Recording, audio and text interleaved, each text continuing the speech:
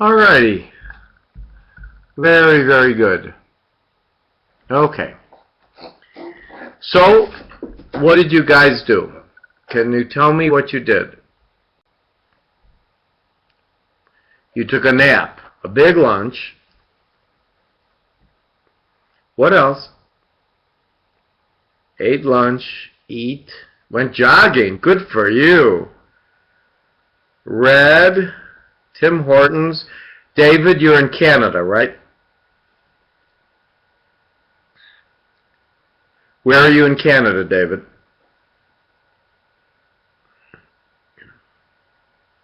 Ottawa. I am going Thursday. I'm a visiting professor at Memorial University in St. John's, Newfoundland. You ever been there? Fire in the kitchen. Oh my God. Oh, very, very good. Good. I've never been to Ottawa. I've been to a lot of places in Canada. Never there. Alrighty. Okay. Here we go. Now, finishing up trauma, guys. Here we go. We're going to start out, when we talk about bites and stings, we're going to first talk about dogs and human bites. Alright. Now, generally speaking, when you get a dog bite, does that usually get infected? No. No, no, no, no, no. Dog bites usually don't get infected. If a dog wants to hurt you, do you know what a dog does? A dog bite in of itself doesn't hurt you. They usually go like this. They just snap at you. But if a dog really wants to kill you, like an animal, they dig in and they do what? They avulse tissue. So therefore, guys, this is very important for you to understand. When we operate on dog bites, they usually are because of avulsion injuries, meaning tear injuries. They're not because of infection. That's a very important point. Now, let me ask you a question. This is important medically that you have to know this for the test. If you pet a dog when they're eating, is that provoked or unprovoked?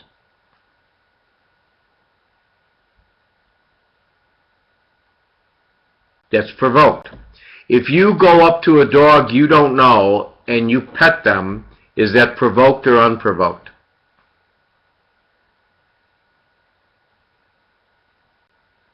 That's provoked. If a dog all of a sudden comes up to you and bites you, is that provoked or unprovoked? Unprovoked. You'll have to make that decision.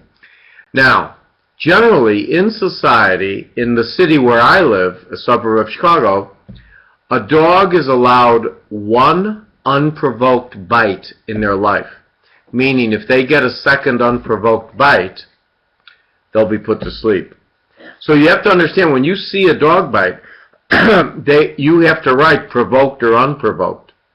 Meaning, because if a kid is petting a dog when they're eating, that's a provoked bite. That's, it's not the dog's fault. The dog doesn't know.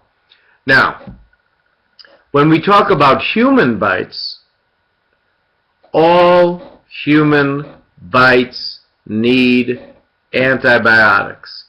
All human bites need antibiotics.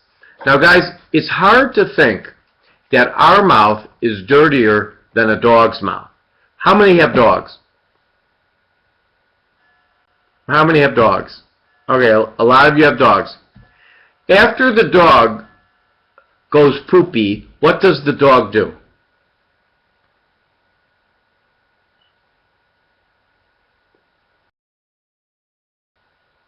What does the dog do after the dog goes poopy? No, what do they do? They lick it, and then they come to you and kissing you.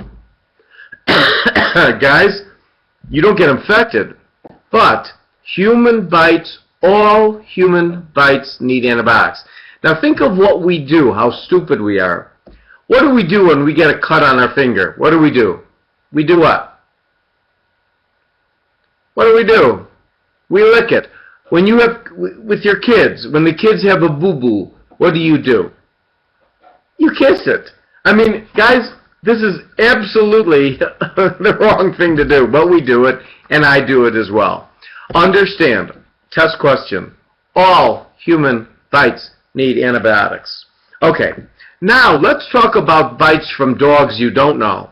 Guys, if you get bit by a dog you don't know and they can't catch the dog and observe it, or you get bit by a coyote or a raccoon or a chipmunk or a rat, or you get, what must you get? You have to get rabies vaccine.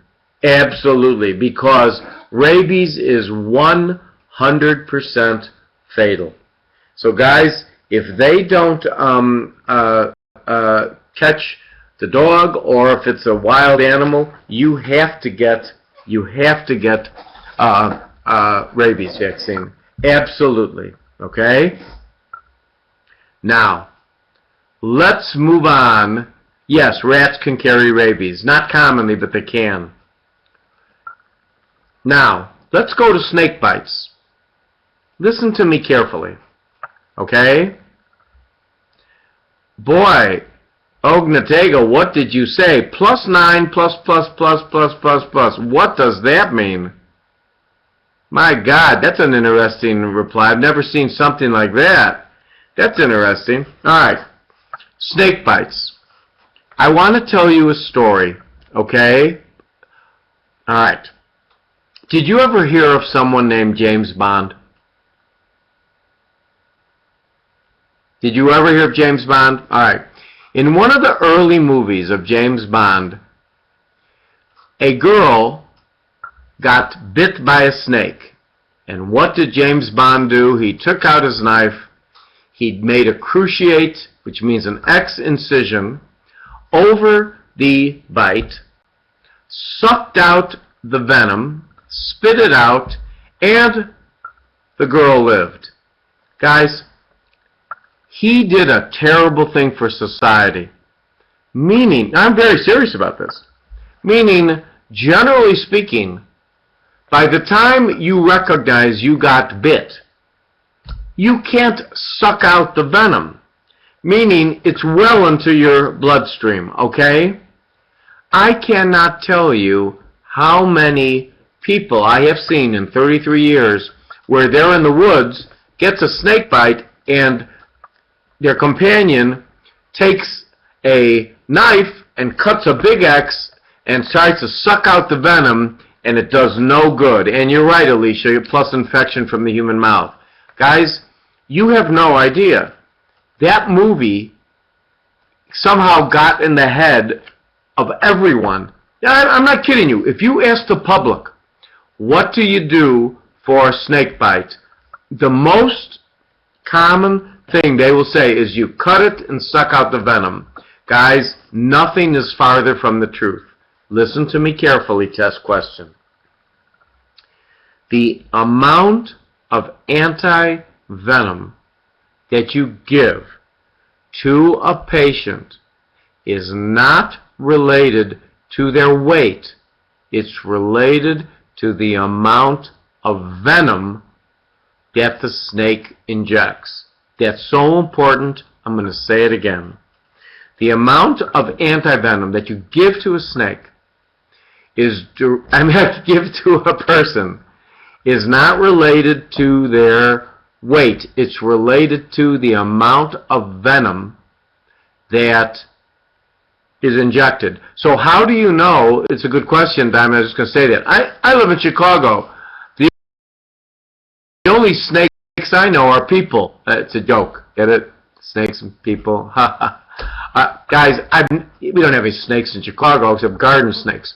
But, guys, those of you who live out in California in the West Coast and in other areas, there are rattlesnakes, things like that. When you go to an emergency room there, they have pictures of snakes.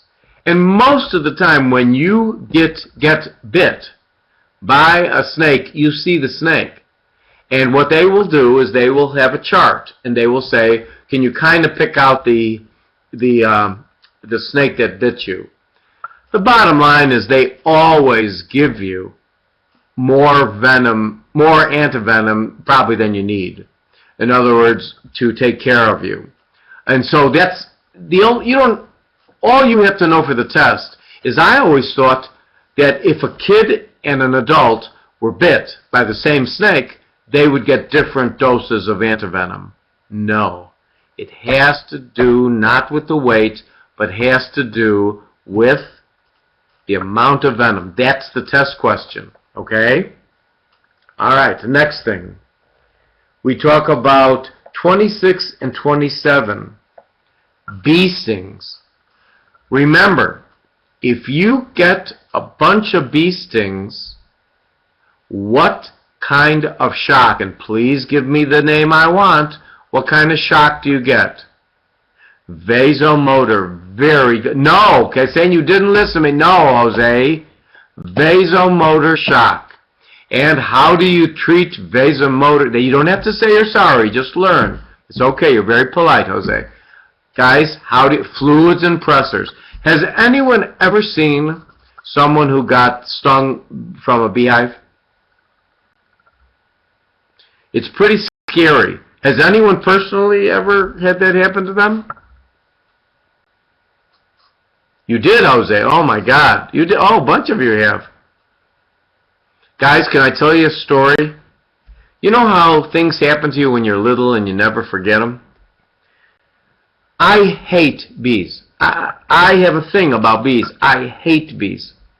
When I was a little kid, and I don't even remember how old, my uncle took me to some place in Michigan where we had to clean out the screened-in porch. I don't even remember because I was so little. And there were a million bees around. And in those days, the sprays that they had, they didn't go 20 feet like they do now. They only went like 12 inches. And I remember he gave me a can, and he had a can, and we were just spraying the bees. I was petrified.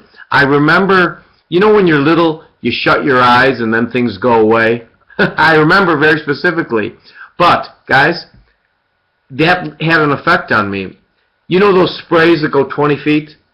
I have one of those cans in every single room of my home. Bathrooms, bedrooms, kitchen, every. You think I'm joking you? When they go on sale at the store, I buy a pile of them.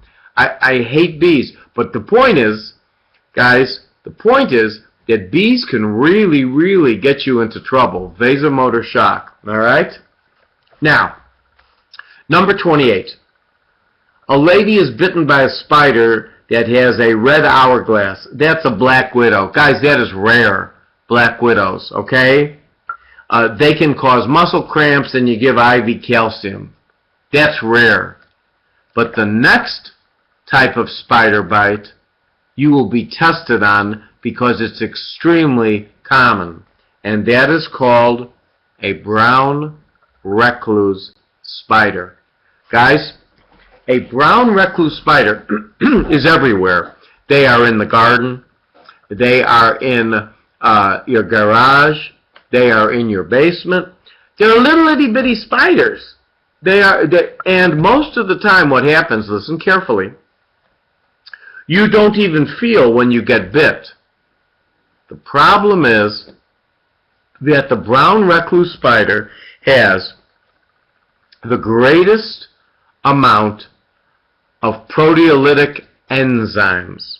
And what will happen, test question, is a patient will come in a week later and they will have an ulcer on their arm.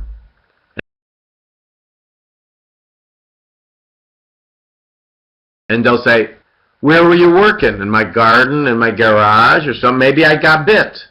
And they will have a large open ulcer. Test question. What is the treatment of that ulcer from a brown recluse spider? No, not Dapsone. Very good, Claudia. Debridemont. They will test you between Debridemont and antibiotics. The treatment is Debridemont. It's not an infection. It is proteolytic enzyme. One of my medical students once looked it up and said that the potency of that venom from the brown recluse is the greatest potency of any poison. You know, it's just a little itty bitty bit, but it could make a hole over time. So guys, this is a classic test question, and you'll see these. Patient comes with an ulcer, and it looks terrible. And it's a week after the incident, and they don't remember getting bit or anything, but they were working in an area where brown recluse spiders are. The treatment is Debridemont. That's the treatment because it's a proteolytic enzyme. Okay? All right. Classic test question. It is not antibiotics. Period. Why does it take so long to appear? Because, guys, it eats away slowly. It's eating away. It's like acid. It's just eating away.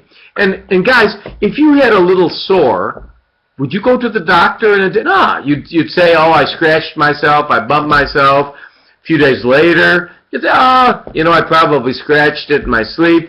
And then a week later, when it looks like this big, you'd say, something ain't right, okay? That's why they always come a week later. Because, you don't run to the doctor every time you got a little pimple or a boil or something like that, usually, right? Okay.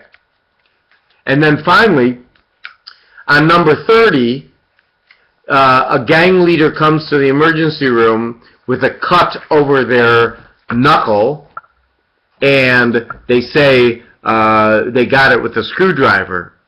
Now, that's a little bit unfair because they might have gotten it from a screwdriver. But most of the time, what happens? It's a human bite that you punch someone and you got a human bite. So test question, does that person need antibiotics? Yes, yes, yes, yes. Okay?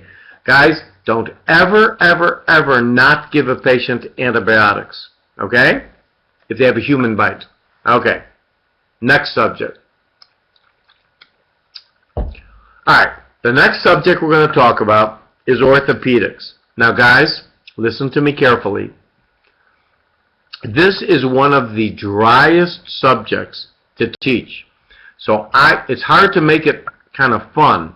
So what I will do is make it easy for you because all you have to do is make the diagnosis. They don't care about definitive treatment for the test. And, dry as bone. Very good, Emma. That was all right. I like that. Arlene, you got it in after her, so, okay. Guys, so follow me. This is one where you may fall asleep a little bit. Okay, I'm going to try to keep you awake, okay? Arlene, keep them awake. Can you do that? Good. Oh, you are sweet. Okay, thank you, Arlene. All right. Listen to me carefully. We start out with disorders of the hip, and we will divide that up in your brain by age. And based on age, you will make the diagnosis, meaning they will all present the same way with a limp and pain in their hip, but it will be their age that will determine the diagnosis. So in your brain, think age. Here we go. Baby. A baby has uneven gluteal folds. That is developmental dysplasia of the hip. Developmental dysplasia of the hip. We sometimes call it congenital dislocation. Okay?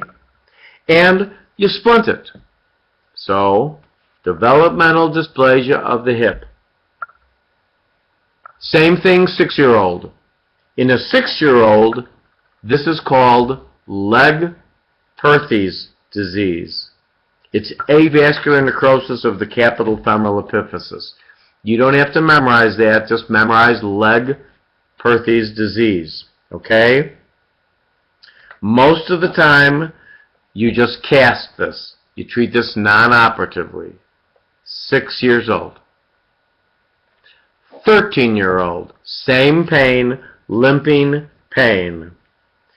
This is slipped capital femoral epiphysis.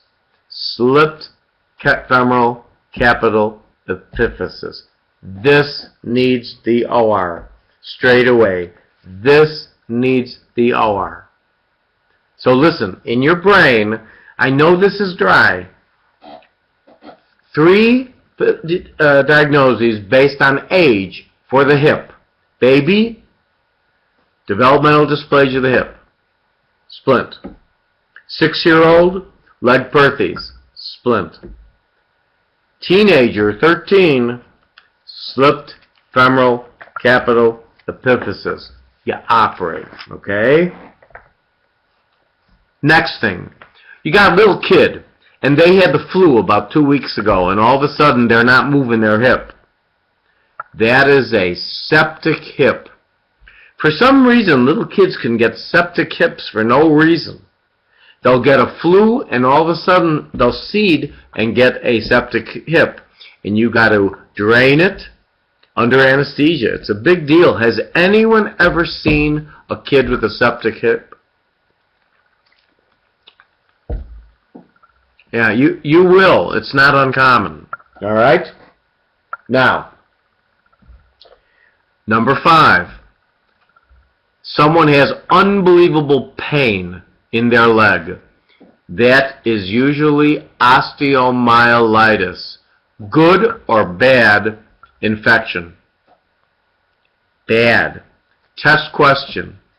What is the best imaging study? MRI. Good. What is the second best? Bone scan. Bone scan. And what is the worst?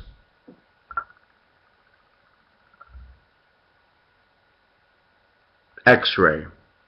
So guys, the best is MRI. If you don't have an MRI, you get a bone scan. If you don't have a bone scan, X-rays are pretty bad. How long do you normally have to treat people with osteomyelitis? Roughly. Yeah, 6 weeks. It's a long... And is it usually successful or unsuccessful? Usually unsuccessful. It's a terrible, terrible disease. And is that the reason why interosseous access has to be changed to permanent? Yes. Yes. Yes. That's the reason. Very good. All right. Now, number 8. There is a teenager who's an athlete, and he has pain over the tibial tuberosity. Tibial tuberosity. What is this disease? Osgood-Schlatter disease. Common. It's common, common, common. You know where the tibial tuberosity, that's bump below your kneecap. You know that, where that is, right? And Osgood-Schlatter, and you treat that with rest. Osgood-Schlatter disease. Did anyone ever have this as a kid? Did anyone ever have this as a kid? No? It's not uncommon. Alright. Finally, number 10. Number 10. Yes, it's usually in males. Do you know why, Alicia?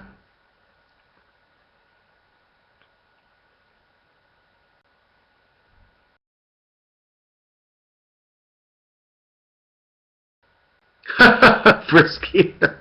No. Yeah, growth spurt. You're exactly right. It has to do with the size of the insertions and the growth plates. It really is. But it happens in females. It does. It does. All right. Number 10. A kid has scoliosis. What system is affected as they get older? What system? Respiratory. So therefore you treat early. You treat early. All right. You treat early. So that's very basic on just very, very simple stuff. So we talked about osteomyelitis, and we talked about Osgood-Schlatter, and we talked about scoliosis. Guys, they used to sit on scoliosis. They'd say, oh, you'll outgrow it. You don't do that. You treat early, okay? Now, number 12. I'm going to teach this in a way so you'll know everything you need to know for the test and goes through everything in the vignettes. Number 12, someone falls in the outstretched hand. Now that's real common. When you fall like that, okay? That's how you fall, okay? If you are a kid, test question, if you are a kid and you fall on the outstretched hand, you will get a supracondylar fracture of the humerus. A supracondylar fracture of the humerus. If you're a kid, all right? If you are old and you fall on the outstretched hand, you will get a, what kind of fracture? A Cowley's fracture. Very good. A Cowley's fracture is the distal radius and the styloid process of the ulna, like a dinner fork, and you put a cast on it. They're not going to test you on those two. They're too easy. They're going to test you on this, so listen carefully, guys. You're middle-aged or teenager, and you fall on the outstretched hand, and you have pain in the anatomic snuff box. That is a scaphoid navicular fracture. Okay. They're not going to say that you took an x-ray and showed the fracture. That's too easy. Here's what they're going to say. The patient had pain in the anatomical snuff box, and you took an x-ray, and it was normal. What are you going to do?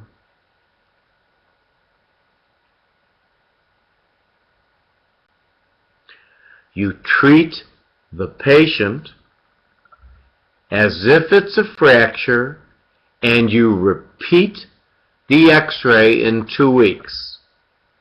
Now listen to me very, very carefully.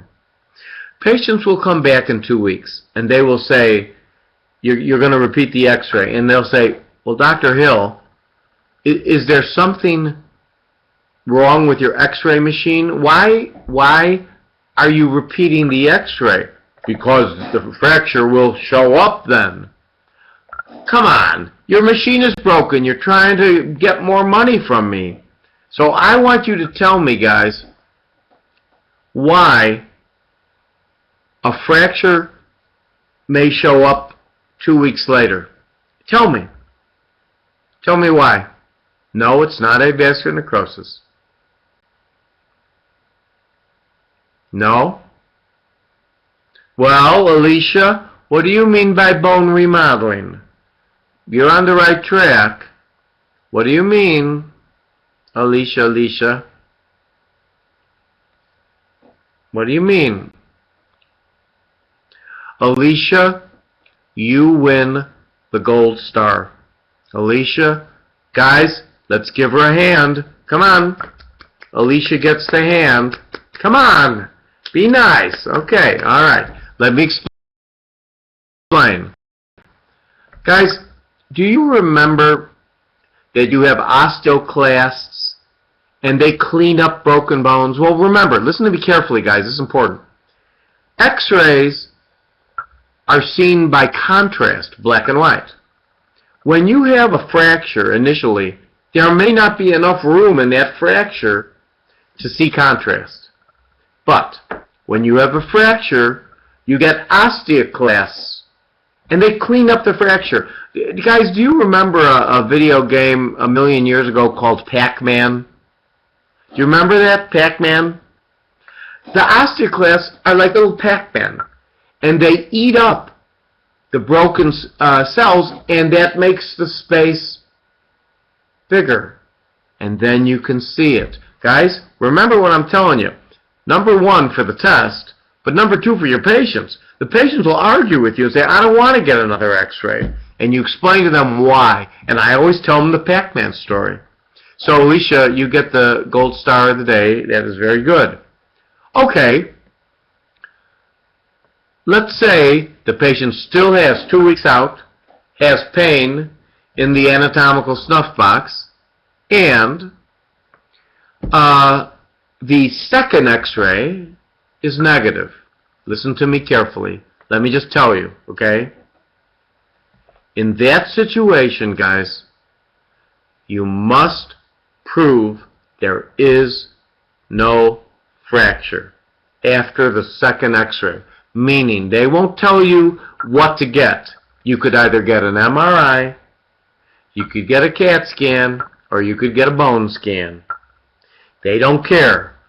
They just insist that you follow up. Why? Because if you do not treat a scaphoid navicular fracture, you will get a vascular necrosis of that bone. And baby, if you get a vascular necrosis of that bone, you will get a frozen wrist, which is a bad thing. Okay? So now you're going to ask me, well, if the x-ray number one, when the guy first came in, was normal, why don't you just get an MRI then? Can anyone tell me why they won't allow us to get an MRI then? That's correct, cost. Guys, someday the MRIs will come down in price and we won't go through this nonsense. We will get an MRI immediately. Because a lot of the patients will say to you guys, they'll say, well, Dr. Hill, thanks a lot. You put me through 2 x-rays, then you get an MRI which shows I had a fracture. Okay? Why didn't you get the MRI in the first place? And guys, it's impossible. You'll say to the patient, well, the insurance company won't let me. And they'll say to you, but you're the doctor. Patients have no concept of this at all, that we are controlled by the insurance company. But again, I just want you to hear the scenario.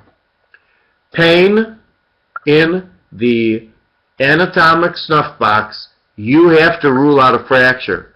You get an x-ray first. If it's negative, treat as if it's a fracture. 2 weeks later, another x-ray. If still they have symptoms and they have a negative x-ray, you must prove there is no fracture. Anyway, they won't tell you what way to do, but you got to do either an MRI, CAT scan, or bone scan. Okay? Very, very important and classic test question. All right. Outstretched hand. Very, very important. All right? Okay. Number 13 and 14.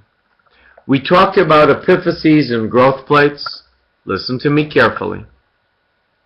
If the epiphyses and the growth plates are moved and not broken, you can reduce it and you're okay.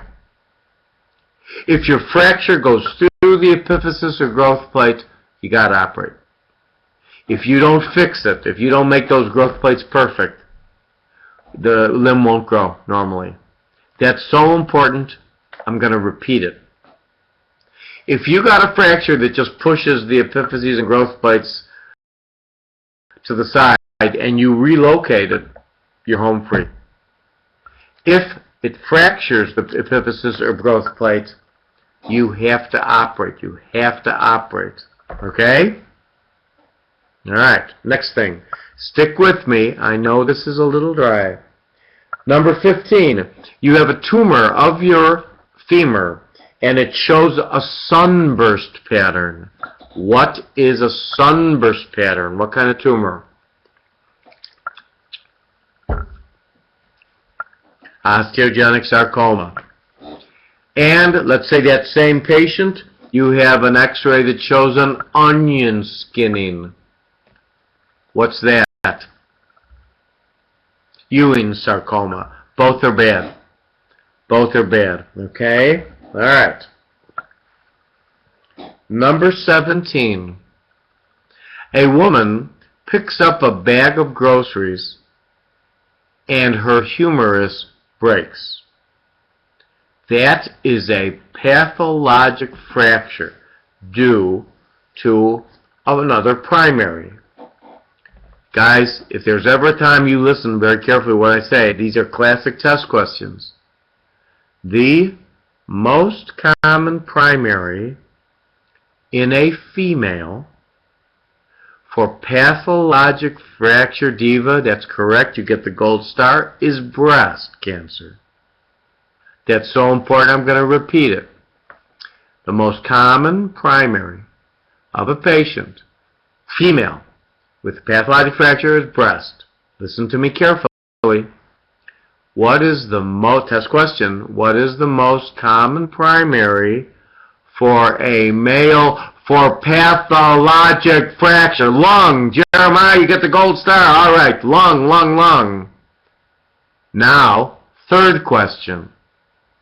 What is the most common primary in the male for just any bony mets? Prostate. Let me say those three things again, because those are classic test questions. Most common primary in the female for pathologic fracture, breast. Most common primary in the male for pathologic fracture, lung.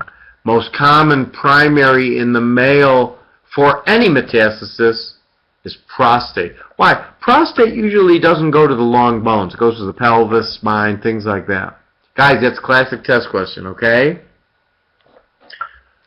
Alright. So prostate very rarely has pathologic fractures. Correct. It is lung. It is lung in the male. Very, very good. Very good. They'll have pain, but they won't have pathologic fractures. Has anyone ever seen a pathologic fracture? It's a disaster. Do you know why, guys? You break the bone, and you can't fix it. Meaning, it's like eggshells. You try to put in screws, and it just breaks apart. It's just, that's correct, Alicia, you can't pin it. It's awful. Number 18. A 60-year-old guy has punched out lytic lesions, and has anemia, and has Bence-Jones proteins. What does this patient have? What does this patient have? Multiple myeloma. Very, very good. And then finally, number 19, you got a guy who has a big soft tissue hard mass. A soft tissue hard mass. This is usually a what? Sarcoma. Has anyone ever seen a sarcoma? Guys, it looks like I'm describing. It's a big mass and it's hard. Something, you know something's not right. You know, it's not like a boil. It's not like a carbuncle. It's something's wrong, okay? All right. Now, number 20, they will test you on this even though you never have to know this in real life. Listen to me carefully. Here we go. You always get, when there's a fracture, the joint above and below. You always get on a fracture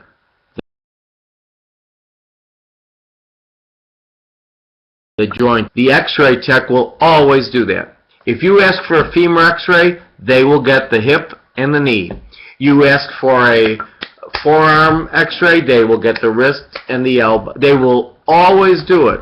But on your test, they will ask you specifically. Why? If you have enough force to injure the bone, you got to check your two joints. Absolutely. Above and below. Okay? Number 21. A guy fractures a clavicle. Do you know what we used to use for clavicular fractures? You know what we used to use? Figure of 8. You know what a figure of 8 is? Yeah. No one does it anymore. Do you know why? Because patients hate it. It's impossible to put on. So do you know what we use? And they won't say a figure of 8. Do you know what we use? A sling. We just use a sling. Okay? It does the same thing. But if you ever look at the original figure of 8s, patients couldn't do it. You know, when they have to take off their clothes and stuff, it was impossible. So we just put them in a sling. All right. Now, number 22 and 23, really important. Dislocations of the shoulder. The most common dislocation of the shoulder is an anterior dislocation. An anterior dislocation. An anterior dislocation, the person looks like they're shaking hands. And they have numbness right here. And what is that numbness due to? What nerve? Axillary nerve. And this is so common that some people get what is called subluxations of their shoulder, which is like a anterior dislocation, but not as severe. I'll make you bet you know people who have, because of sports, they'll sublux their shoulder and they relocate it. They just can pop it back in. I'm sure you know people like that. Okay, so now we have to talk about a movie. Did you ever see the movie Lethal Weapon with Mel Gibson? Okay. Mel Gibson, in that movie, used to bet people that he could put a straitjacket on. You know what a straitjacket on? You know, they used to do that for people so they wouldn't, and he could get out of the straitjacket. And in the movie, what he would do is he would anterior dislocate his shoulder, get out of the straitjacket, and then do you remember how he relocated his shoulder? He'd go against the wall, remember that? And he'd go, bam! Well, see, now you're never going to forget what an anterior dislocation is. Guys, you do not relocate it that way. You don't smash it against the wall, okay? How did I find time to watch movies? Guys, you got to relax. You got to relax sometime. Okay. Now, that's an anterior dislocation, and that can be from minor trauma. Now, when we get to 23, a posterior dislocation is big, big, big, big trauma, like a grand mal seizure. It's hard to dislocate posteriorly. And instead of your hand shaking, guys, this is a test question. Instead of your hand out like this shaking, your hand's against your chest. Guys, a posterior dislocation, it requires tremendous force, and usually you have to put the patient to sleep to relocate it. You can't do it easily yourself. So just remember, a posterior dislocation, big force. Put the patient to sleep to relocate it. All right? Okay.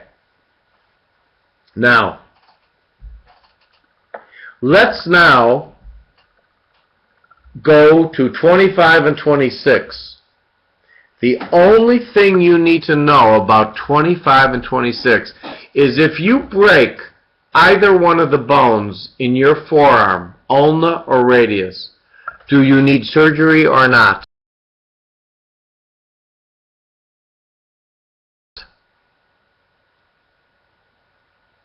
puny little bones.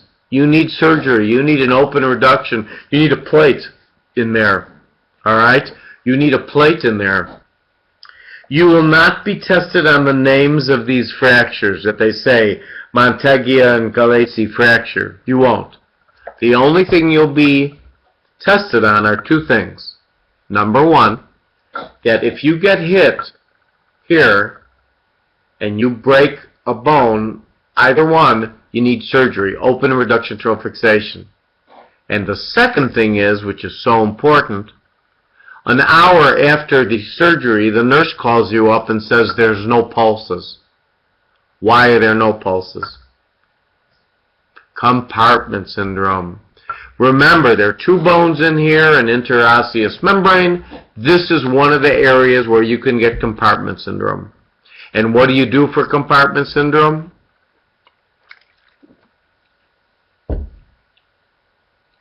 What do you do? A fasciotomy. Very, very good. Okay? Guys, do you know why policemen carry nightsticks? Do you know what a nightstick is? Do you have any idea what a nightstick is, policeman? Okay. They don't carry the sticks that you used to see. It would look like a T. You know, they'd hold it and have the long, made of hard rubber. Now, they carry these, I can't remember what they're called. I take care of a lot of policemen. It's like about this big, and they go like, it flips out, and it's like a metal wand. But it is hard as a rock. And they hit you, they hit you with the arm, you're not going to hit anyone. And that's what they do. I don't know what it's called. No, they have a special name for it. It's like it's initials. You know, it's something. I don't know what it's called. But guys, that's why they would hit you in the arms like that. And then you wouldn't be able to, you know, punch and stuff like that. So guys, anytime you get a fracture in these bones, you got to have surgery, all right? Okay. Now, number 29. A guy hits someone, but doesn't hit him square on, hits him with the 5th metatarsal and gets a fracture of the 5th metatarsal. Not metatarsal, metacarpal. What is that called? What kind of fracture?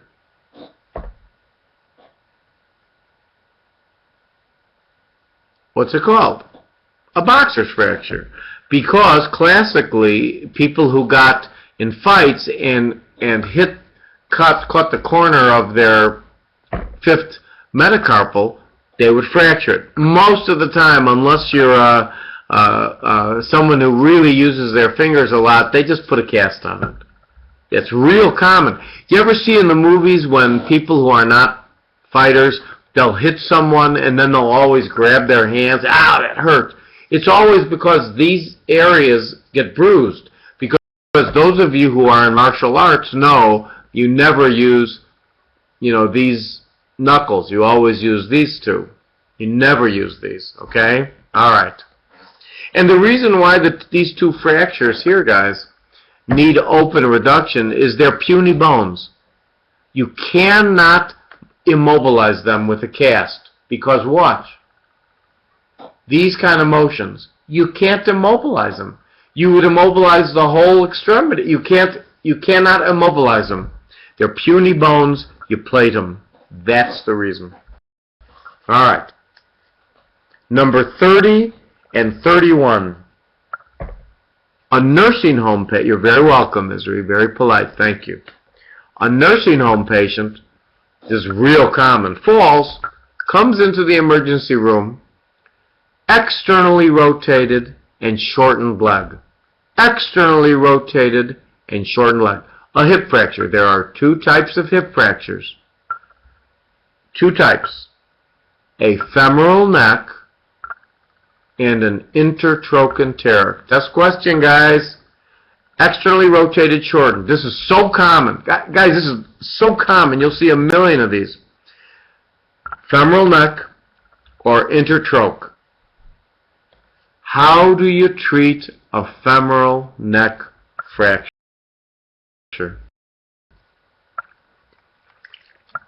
With a prosthesis. Why? Test question.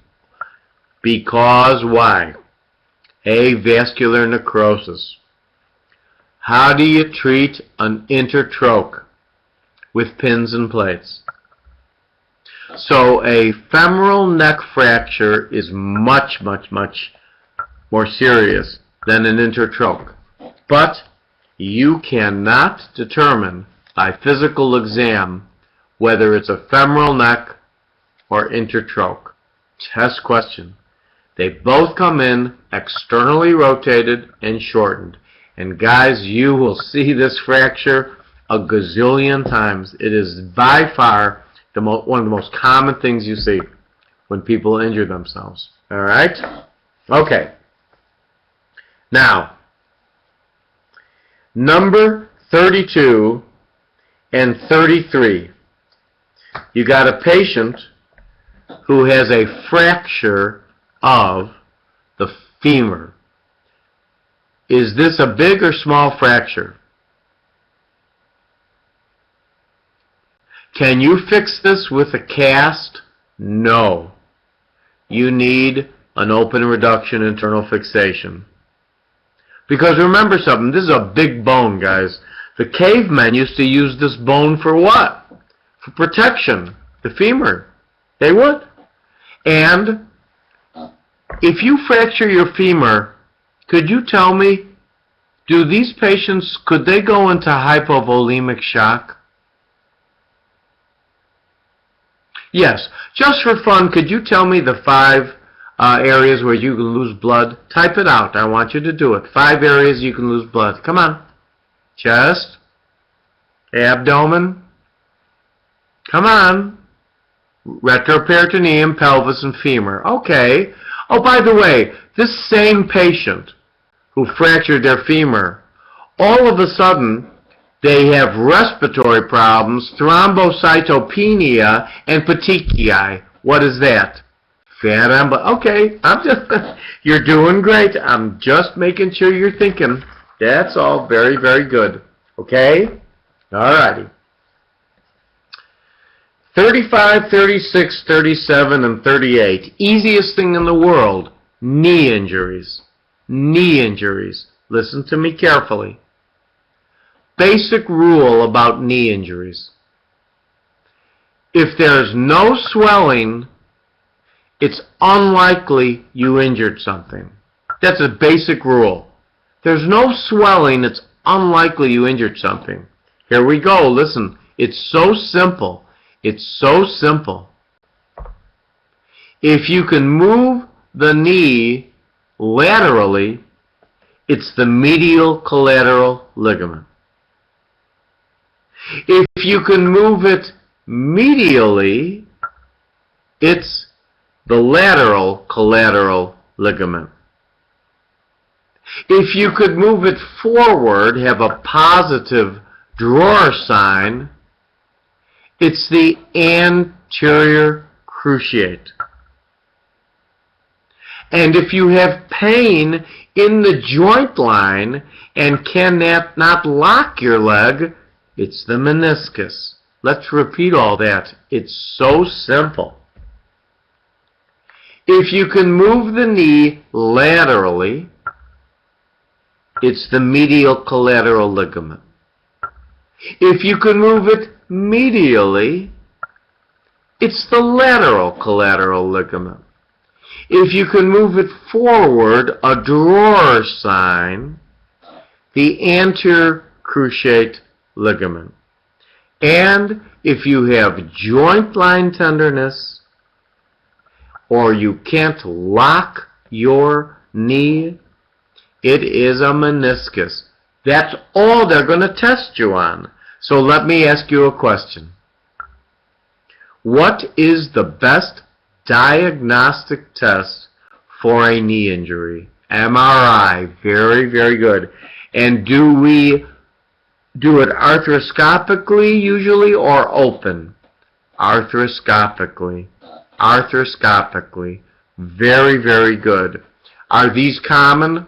Unbelievably common. Why? Because of sports. We're strong, and are we Are we as animals strong?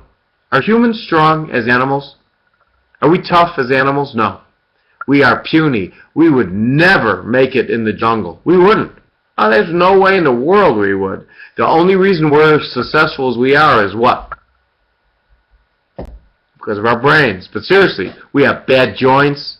We're not strong. We're not fast. We have bad eyes, bad teeth. We get arthritis. Seriously. As an animal, we're not great.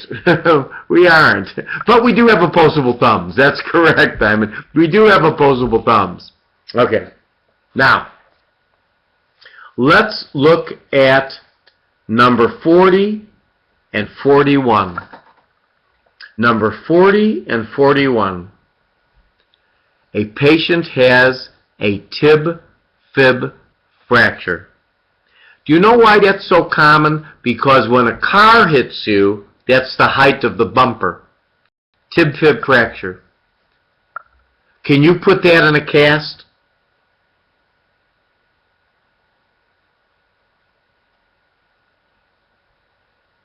Can you put it in a cast? Oh, Alicia, no. That needs an operation. You need an operation for that. Just like the forearm.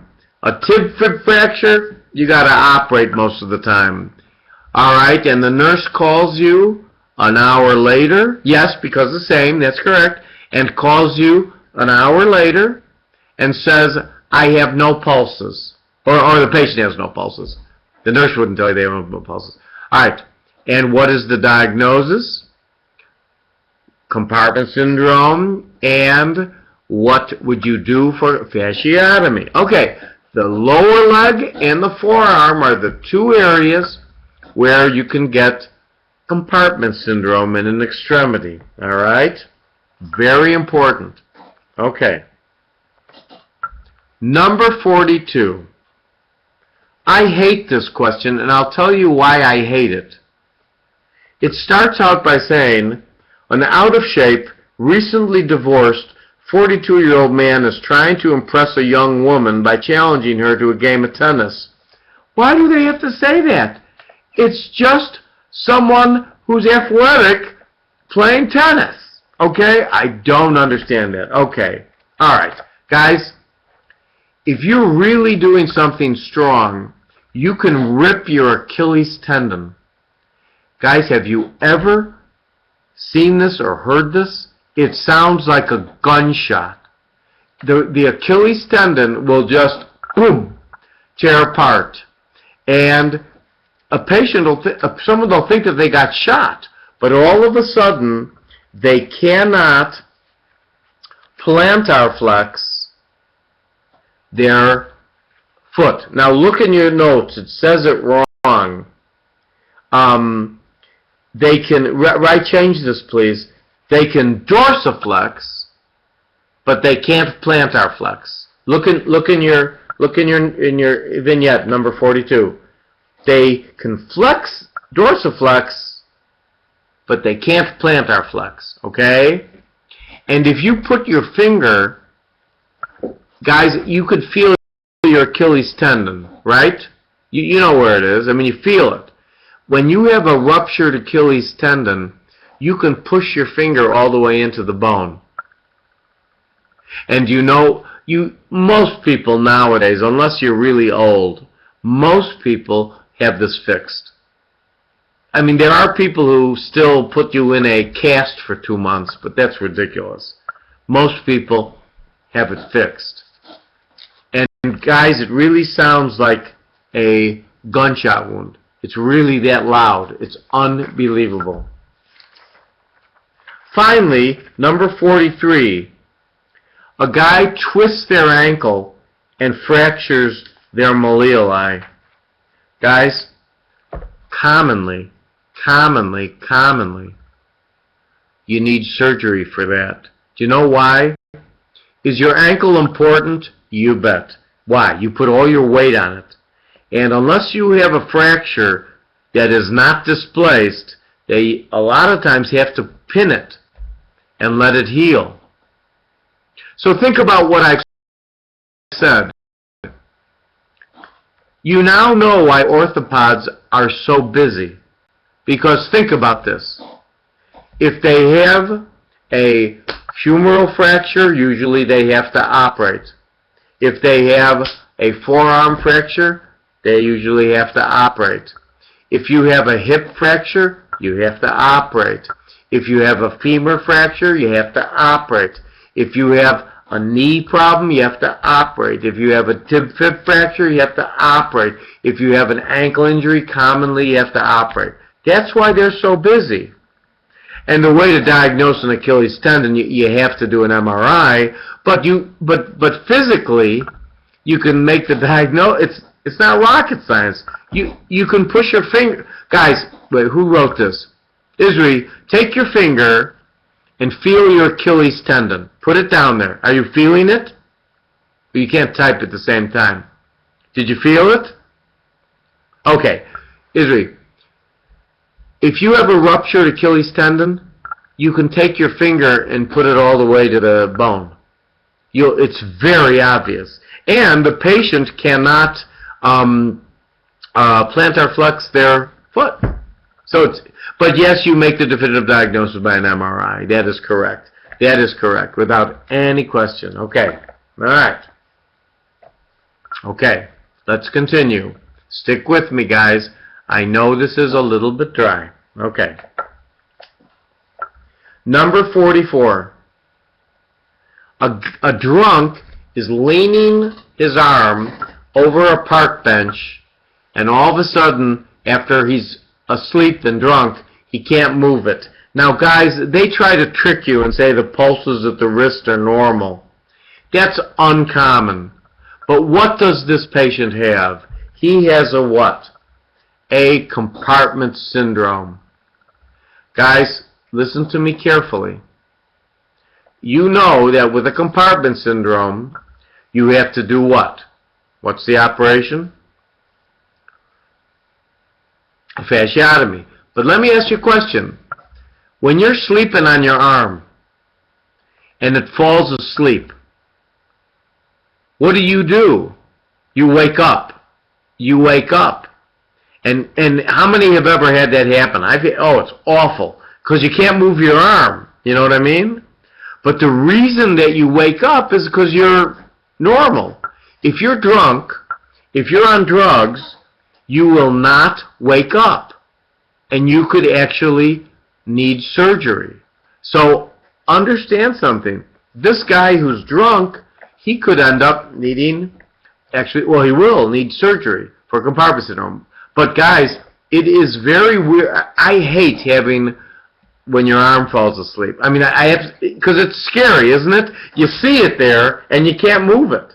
You know, you see it, you can't move it, and then you're going, oh my God, then it comes back. All right.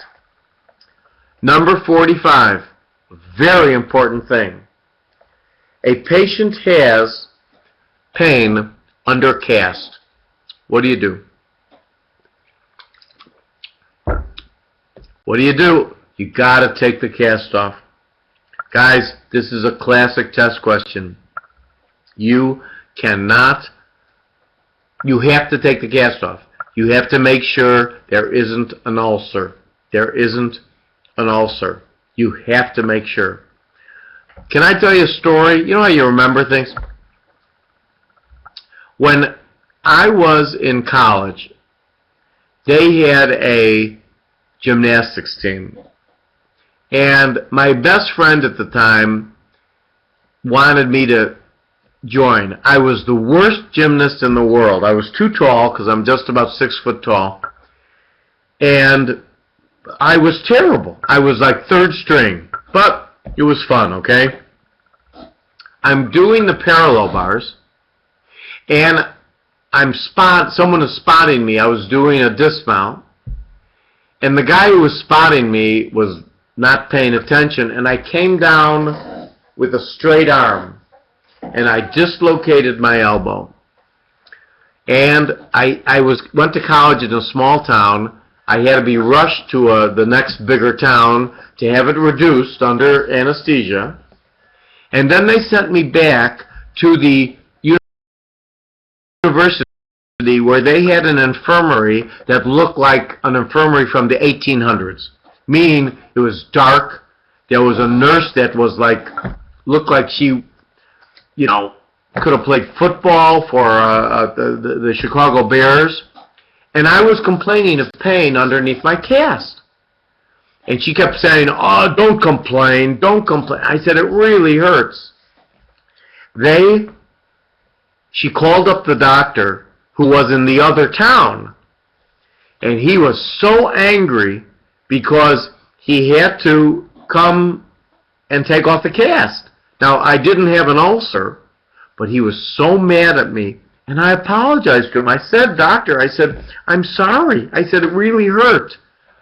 And I can't even remember. He put on a new cast, but he had to take off that cast. It's funny how I never forgot that. But guys, if there is pain under a cast, no empathy. There was no empathy at all. Guys, oh my God, this guy was the meanest guy in the world. Unbelievable. But I did heal. He was a jerk. He was. But he did fix me. I mean, so I'm grateful to that. Number 40, you know who was the jerk guy? The guy who was supposed to spot me. He was supposed to catch me, and he didn't because he was looking somewhere else. That was the real jerk, okay? All right. Number 46. A guy has a fracture that goes through the skin. That is called either an open fracture, or what's the other word for open fracture? Guys, you got to know this. Not complex. No, wait, stop. Comminuted means splintered. It does not mean open. Very good, Mark. Compound. No, not communicating. Compound. Guys, the two names for an open fracture are open fracture and compound fracture. Open fracture and compound fracture. A comminuted fracture is a splintered fracture. That does not mean it's open or closed. Okay? All compound fractures need surgery. All compound fractures need surgery. Period. Remember, open equals compound. Do not confuse it with comminuted. Comminuted means splintered. That's all. Open equals compound. All right, very good. Now, number 47. A passenger in a car gets a posterior dislocation of their hip. Is that easy or hard to do? Unbelievably hard. Guys, that is a surgical emergency because of avascular necrosis. Have you ever seen a posterior hip dislocation relocated? The first time I ever saw one, I thought the orthopod was nuts. Meaning, they got up on the gurney, on the table, stuck their foot in the patient's groin, grabs their leg, and is pulling with all his strength. Guys, most of the time, if you have a posterior hip dislocation, you need general anesthesia to reduce it. Why? Because the muscles of the hip are incredible. But the first time I saw this orthopod do this, I thought he was nuts. I was an intern, and he says, "Get out of the way, Hill." I said, "Okay." And he stands up on the table, on the gurney, sticks his foot in the groin, not in the groin, but in the near the groin, pulls, and unbelievable. Under anesthesia, it's much better because the muscles are relaxed. But I remember that. Guys, it worked. Oh, yeah, Diamond. You heard all of a sudden a big boom, a pop. Oh, yeah. And the person was not asleep.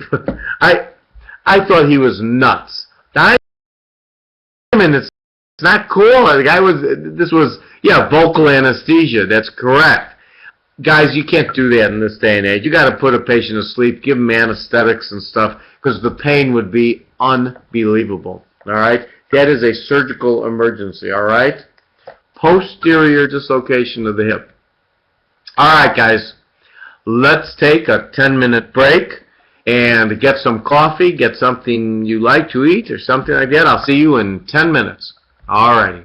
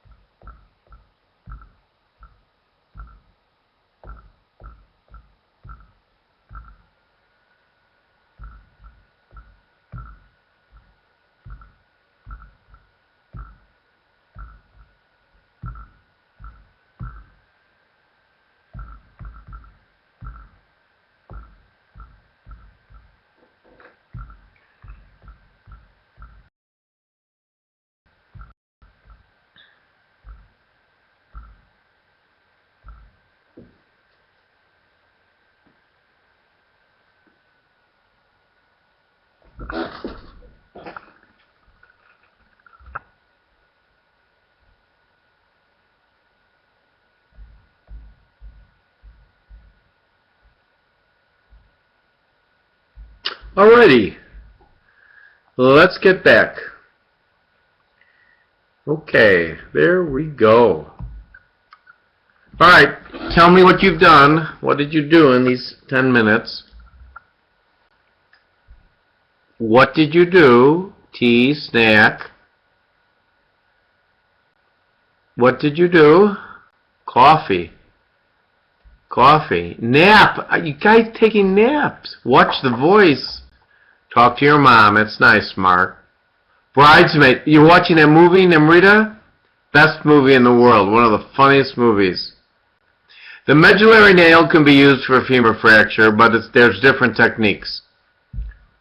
Coffee IV large bore. Very, very. Oh, it's on TV? I gotta watch it. Hockey game, David. Who's playing? Oh, you're a Canadian, David. Oh my God. You love hockey. Do you play hockey, David? Yeah, absolutely. I think it's in your blood, right? So what do you think about the Blackhawks, the Chicago Blackhawks, David? Yes, it is required for all Canadians. What do you think about the Blackhawks, David? Good. Oh, you're very nice. Thank you. David, can I just say one thing, David? Last year, I had to go to a meeting in Thunder Bay. And I didn't know that Thunder Bay, there were a lot of hockey players that came from Thunder Bay, right? Yeah, a lot, yeah. Okay, okay, guys. Here we go. Number 48. Stick with me. I know it is dry. Number 48. A guy steps on a rusty nail. And what does he get? Gas gangrene. Alright, guys, it is really, really not common anymore. Because people get tetanus, and we give tetanus. You know, when someone comes in the emergency room with any trauma, if they can't tell you exactly when they got their last tetanus shot, what do we do? We give them one. Oh, yeah. We just give them one. Because I can't remember when let me ask you, can you remember when you got your last tetanus shot? No, I can't either. Okay. All right, but now we go to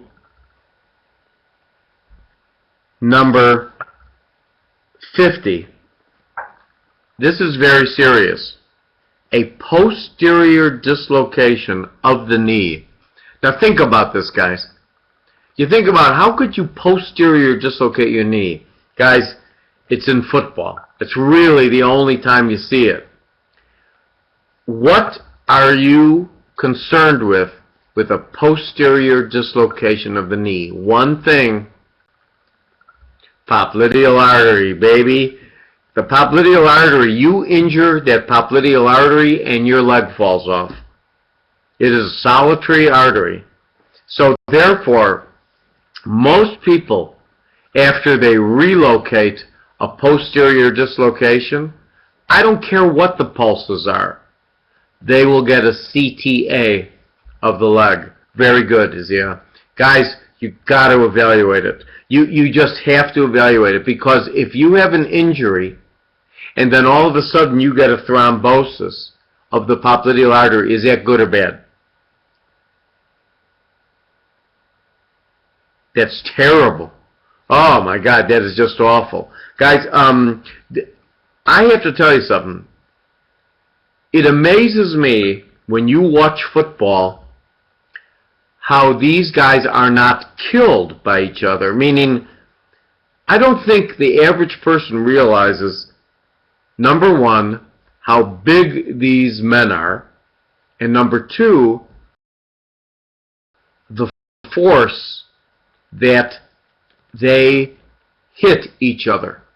I mean, I take care of a fair number of the bears because they live in the suburb where I live. You know what I'm saying? And guys, and I take care of some of the bulls too. Two things. Have you ever seen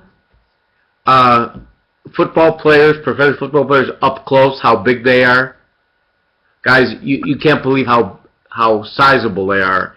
And when you meet the basketball players, have you guys ever stood next to someone who's 7 foot?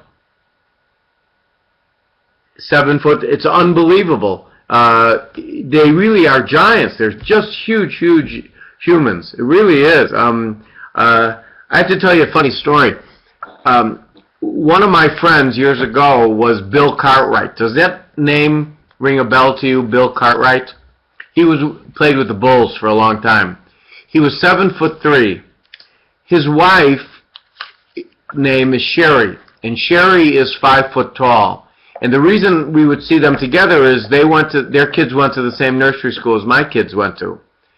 If you saw Sherry and Bill standing up together, Sherry came up to his waist. They looked like, like it was in a cartoon. It was unbelievable. Really interesting. All right. Anyway, enough of that. Okay. Number 51. Real important test question. A guy falls and he lands on his feet and he fractures both calcanei. You must evaluate the whole spine.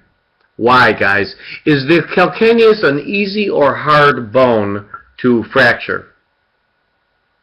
Hard. What did the cavemen use? They used it as a tool. The calcaneus, guys. And every patient that comes in with calcaneal fractures, you got to do their whole spine. Their whole spine. Okay? And when it says comminuted fractures, what does that mean? Comminuted fractures?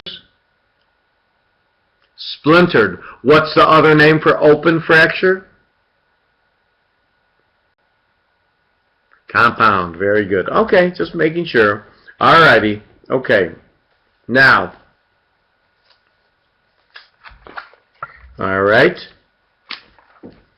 Let us look at 54. Number 54.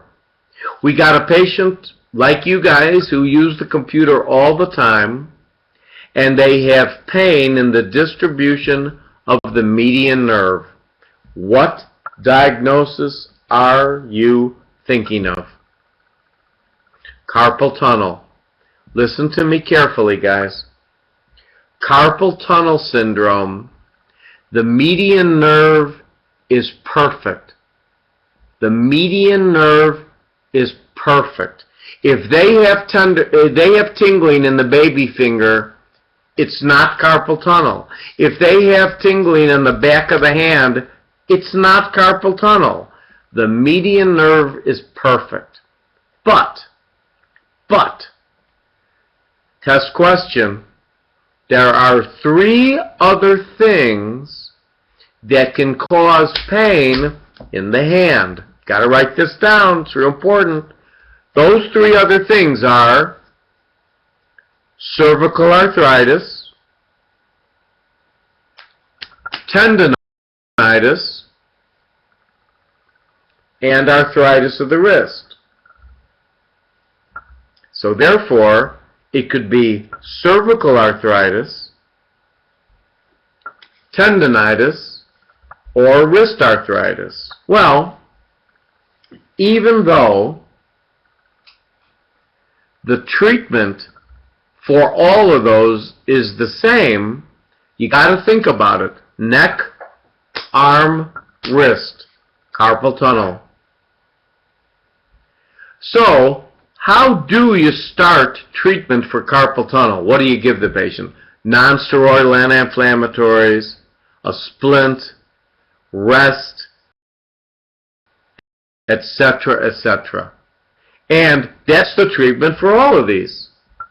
Here's the test question. If you are taking a patient to surgery for carpal tunnel, you must get 2 tests. What are those 2 tests? EMGs and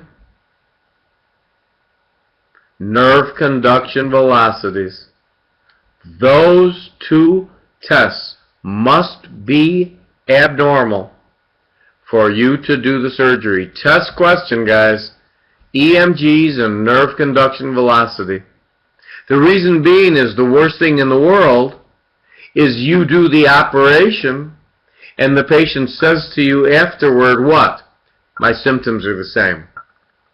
So test question, before you do your surgery, you have to do 2 studies. EMGs and nerve conduction velocities. Okay? Very important. Write that down. Don't forget it. You cannot fly by the seat of your pants based on symptoms. Does everyone understand that? All right. Let me ask you a question. Does anyone spend more than 4 hours on the computer a day? Does anyone spend more than 6 hours a day? Come on, be honest. Does anyone spend more than 8 hours a day? Come on. 10 to 12, I mean, you do not. 10 to 12 hours a day? Wow, you are really on the computer a lot.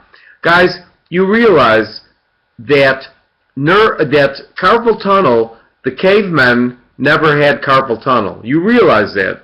This is a man-made disease. Cavemen, this motion is not a evolutionary motion. You know what I mean? Cavemen didn't do... No, I'm serious about this. Cavemen didn't do this. That's why we have this. This is not a animal motion that is common. You don't see animals doing this. And that's what... We're not made to do this. You know, we're not made to do that motion. So I don't know. I don't know what's going to happen in the future. I really don't. All right. Okay. Number 55. A woman comes in and her finger looks like a trigger and she has to go like this to snap it open. Guys, that's called trigger finger, and it is due to arthritis involving the tendon. Has anyone ever seen a trigger finger? Has anyone ever seen it? Alright, it's real common. Guys, usually you treat it with non-steroidals, sometimes injections. Very rarely will you ever operate on it. You know, oh, Justin, that was well said, the A1 pulley. You are correct. Justin, are you an orthopod? No. Well, you have a good memory. That is correct. Guys, it's really kind of weird. Now, the number 56 is a patient who has what is called, and all you got to know about this, is de Crevon's tenosynovitis. De Crevon, en français, de Crevon tenosynovitis. When you carry a baby with one hand, those of you who have never had a baby, the way you carry a baby with one hand is like this.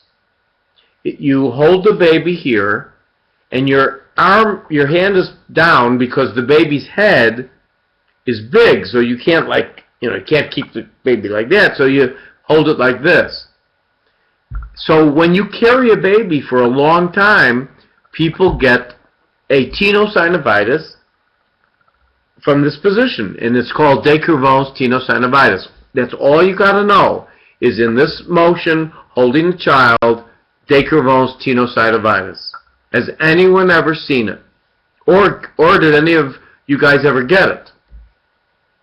Alright, so some of you have.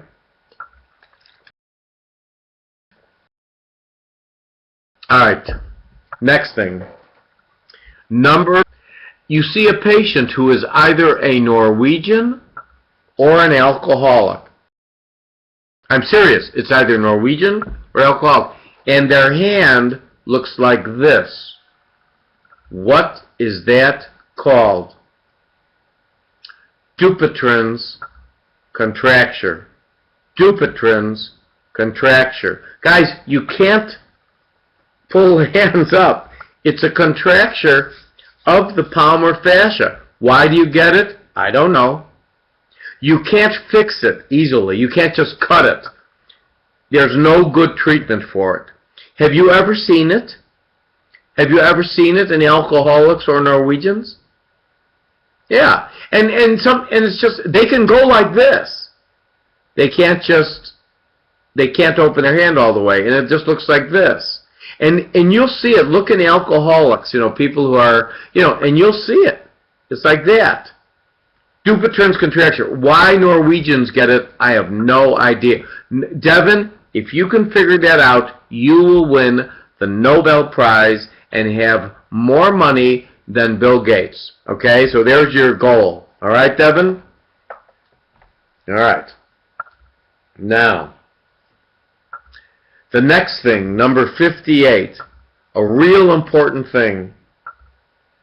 Someone comes in with an infection, guys, test question, an infection of the pulp space of the distal phalanx, the pulp space. First of all, do not confuse this with a paronychial infection. A paronychial is on the dorsal side. This is a pulp space infection. This is a surgical emergency. It is called a felon. F-E-L-O-N. Just like you're a felon in prison.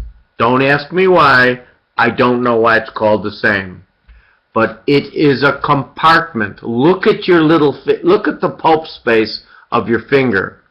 It's a closed area.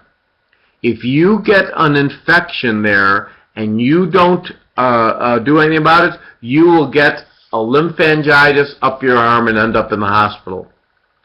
It requires drainage. Listen to me carefully. There's a classic test question.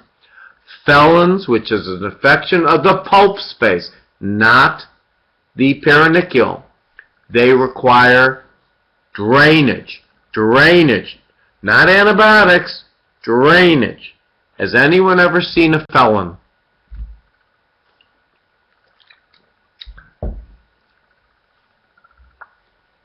You will. You better know that it's a surgical emergency. Now, can I tell you a little story? Yeah, good heaven, he escaped. Would you like to hear a little story? Okay. When I first went into practice, 33 years ago, with my late partner, we have office hours on Saturday as well as during the week. Because my late partner always said, you got to have office hours for patients who work, so they can come in. Who comes in? I was taking all the Saturday. Once I started, practice, he was off and I would do all the Saturdays. So, the concertmaster of the Chicago Symphony Orchestra came in, who was a good friend of my late partner and became a good friend of mine. He's passed, the concertmaster has passed away now. And you know what the concertmaster means. The concertmaster is the first violinist. It's right below the conductor of the Chicago Symphony Orchestra, the most famous orchestra in the world. All right. He comes in and he has a felon on his left hand first finger. Okay, index finger. No question, he needs what? Drainage. Well, I asked him, I said, Victor, I said, are you playing tonight? And he said, yeah, the symphony's playing tonight. And I'm thinking, holy moly. if I drain him, cut him, he might not be able to press the string. If I don't drain him, he might not be able to press the string. So what do? I call up my late partner at that time, 33 years ago, and he's a man of few words, all right? So I call him up, and I say, what should I do? And he said, Mark, do what you think is best, and hangs up.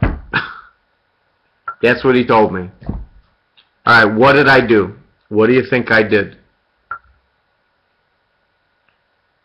I had to drain it, but what I did was I asked Victor, I said, where do you press on the string? Show me exactly where you press on the string. And that's right, Nadia is safe. And I drained him as far away, I made my incision as far away as I could. Well, I couldn't wait until Sunday to look at the reviews of the Chicago Symphony Orchestra, because I was expecting, concertmaster bleeds all over the place, or can't play, or anything like that.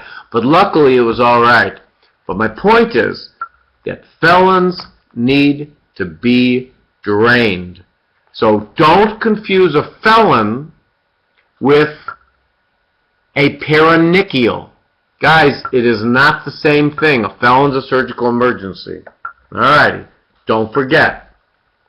Alright, number 59. No, seriously, Diamond, it's really important. You ever sit on a felon and you will be sued. You will be sued. Okay?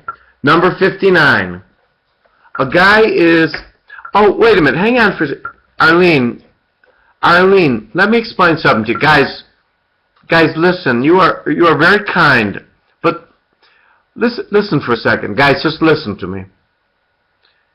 Let me tell you something, okay? Guys, you're going to make mistakes, meaning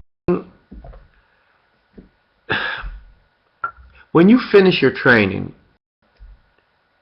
like in Grey's Anatomy, you think you're God's gift to whatever. And when I finished my training in surgery, I thought I was like in Grey's Anatomy, God's gift to surgery. And I joined my late partner, and I realized I knew nothing. Yes, I knew stuff up here, but I didn't know anything about really being a surgeon or being a physician.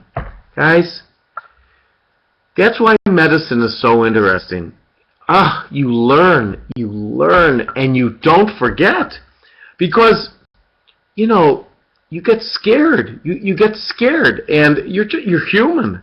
And when the case like that with Victor Ate, coming in, the concertmaster of Chicago Symphony, guys, I thought I was petrified, and I had to make a decision on my own. That's what makes medicine so exciting. But you remember, guys. Oh, Aminata, you said the right thing. Experience is the greatest. Oh, I like that. I'm going to steal that from you. Experience is the greatest wealth in medicine. I love that. Guys, you're going to make mistakes, and that's normal. But you remember them, and that keeps you from making the same mistakes again. No other profession is like this. I'm so glad, Arlene, and thank you, Arlene. You are a sweetheart for saying that. I mean it. And safety first, and you are right. Thank you very much. You are very, very kind. All right, thank you. I'm sorry for going on, but, my role is also to teach you because, teach you about life and teach you about being a physician, because before you know it, you're going to be in practice. So, that's good. I'm glad you brought that up. Thank you for bringing that up. Okay. Thank you, Alicia. Number 59. A guy's skiing. Now, I'm not a skier, but he catches his thumb in however you do, and he has tremendous pain in the thumb. Guys, you got to learn this diagnosis. That is a disruption of the ulnar collateral ligament. The ulnar collateral ligament. And you know what that's called? A gamekeeper's thumb. Do you know why it's called a gamekeeper's thumb? Because they used to break chickens' necks like that. And the same motion happened. And it happened in gamekeepers. So gamekeeper's thumb, they call it that, so you got to know that, is disruption of the ulnar collateral ligament. If someone has that injury, you have to immobilize them. Otherwise, they will get tremendous arthritis. Tremendous arthritis. One of my best friends is the chief of police where I live. He's a big guy, big hands. And years ago, he injured both of his thumbs, not by breaking chickens' necks, but just by sports. And he never got them fixed. And his metacarpal phalangeal joint here is huge because of arthritis. He has real pain there. So guys, the most common reason is skiing, because they catch your thumb and you pull it back. It's called a gamekeeper's thumb, okay? And it's due to when you used to break chickens' necks. We don't do that anymore, but you know that's how they used to kill them, all right? Has anyone ever seen a gamekeeper's thumb, an ulnar collateral ligament disruption? I'm sure you have, yes? No. You will. You will. You will. Yeah, David, in hockey, I would guess that it would happen. I mean, you know, falling or something. I don't know. I don't know. All right. Number 60 and 61. 60 and 61. Guys, listen carefully. Someone grabs your jersey and they pull away, and all of a sudden they cannot flex their distal joint of their finger because they have disrupted the flexor tendon. That is called a jersey finger. It's called a jersey finger, not New Jersey, but jersey like a jersey. You're holding on, it gets pulled out, and you tear your flexor tendon. So therefore, you can't flex it. And how do you treat it? You treat it with a splint, and it heals. That's called a jersey finger. Another injury, similarly, is you're playing volleyball or baseball, and you get hit at the tips of the fingers. And all of a sudden, Alicia, that was very good. I got to remember, a New Jersey finger would be very good. Very, very good. You get hit with a baseball, and all of a sudden you have a mallet for a finger. That is disruption of your extensor tendon. And your finger looks like a what? A mallet. Guys, you will be tested on this. You just splint them. So once again, a jersey finger is disruption of the flexor tendon, and you treat it with a splint. A mallet finger is disruption of your extensor tendon, and you treat it with a splint. These are common injuries. Do you know, this is not a test question, but do you know why in Chicago mallet fingers are so common? Seriously, see if anyone knows. Does anyone know? Seriously, guys, I'm not joking you. Okay, I'll give you a hint. I'll give you a hint. We're the only place in the United States where softballs are different. You know what softball is as opposed to hardball? I'll tell you. Guys, when you play softball in any other city, the softball is what size? 12-inch. It's a 12-inch softball. And you use mitts, you know, a baseball mitt. okay? In Chicago, we're the only city in the country. When I grew up, we use a 16-inch softball. It's hard, but it's got a soft outer, and we don't use baseball mitts. It's a 16-inch. And guys, when I was growing up, we'd always jam our finger. Oh, because we didn't use mitts. And they'd come at you, and you catch them barehanded.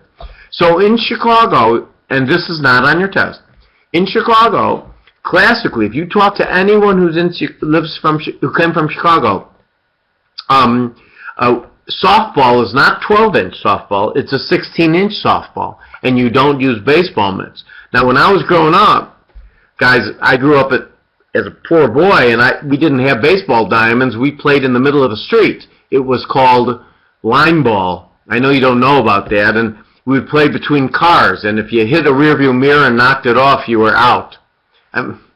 It's just the way it was, in those days. But seriously, 16-inch. If you next time you meet someone who grew up in Chicago, yes, stickball, that's exactly right. Ask them about the 16-inch softball, okay? It's only in Chicago. All right, see? Now you learned something. Okay, so this is a Jersey finger, not a New Jersey finger, right? And this is a mallet finger. Okay, they will ask you which tendon, a Jersey finger, flexor tendon, a mallet finger, extensor tendon. Very good. All right. No, you don't need to know about the Benet's fracture. Who replaced the rear view mirror? Arlene, this is terrible. Arlene, we ran away. I know that's not good, but we ran away. What do you know when you're young and stuff like that? I'm not proud of that, okay? We ran away, okay? All right. Number 62, someone cuts off their finger. Guys, we now sew them back on, and that is called a replant. Replant. R-E-P-L-A-N-T. Replant. And this happens all the time. It's common. Test question. We went over this already. Who goes first on a replant? Vascular, neuro, or ortho? Ortho first. Then vascular, then neuro. Has anyone ever seen a replant of anything? An arm, a leg, a finger? Has anyone ever seen it? Yeah. Guys, it's not magic anymore. It used to be, oh my God, when I was in my training, when someone had a replant, everyone would crowd around and stuff like that. Nowadays, it is relatively common surgery, okay? All right. Now, let's move on. Let's move on and do back pain, okay? A 45-year-old guy has electrical shocks down their legs. Guys, this is classically lumbar disc herniation. Lumbar disc herniation. What? I'm going to give you a choice of decades. Tell me which decade this occurs in. 40s, 50s, or 60s? 40s, guys. Your 40s. Now, I'm going to say something. I'm going to say it's a young man's disease, and you're going to say, are you kidding? Someone in their 40s? That's young? That's young. Okay? 40s. That's the decade. Why? I don't know. But it is. Now, listen to me carefully, guys. This is a test question. If the pain goes out your big toe, it's L4, L5. If the pain goes out your little toe, it's L5, S1. Guys, you'll be tested on this. Let me say it again. The pain goes out your big toe, it's L4, L5. Your pain goes out your baby toe, L5, S1. How do we make the diagnosis of a lumbar disc herniation? MRI. And guys, I know you're going to think this is crazy, but do you know what we used to do for lumbar disc herniation? 6 weeks of bed rest. We don't do that anymore. We don't do that. Now they have non-steroidals. We give steroids. We do epidurals. And if the vast majority of lumbar discs are treated by this way, but some need surgery, but do we have to do laminectomies anymore and fusions? No. We do what? Microdiscectomies. Microdiscectomies.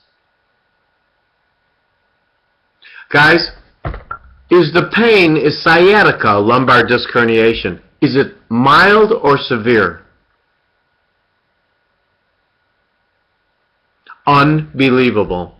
It's unbelievable. It's like an electric shock. Has anyone here ever had a disc? Meaning personally.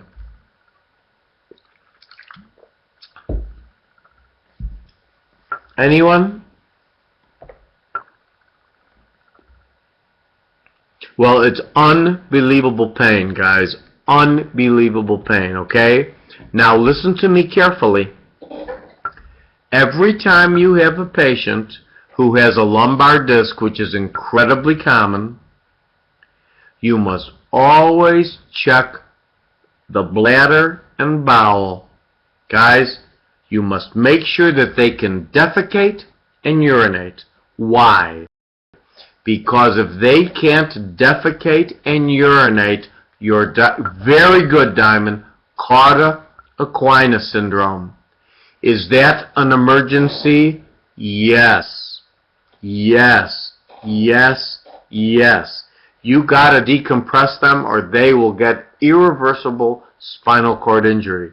So once again, you have to write, well, we don't write anymore, we type.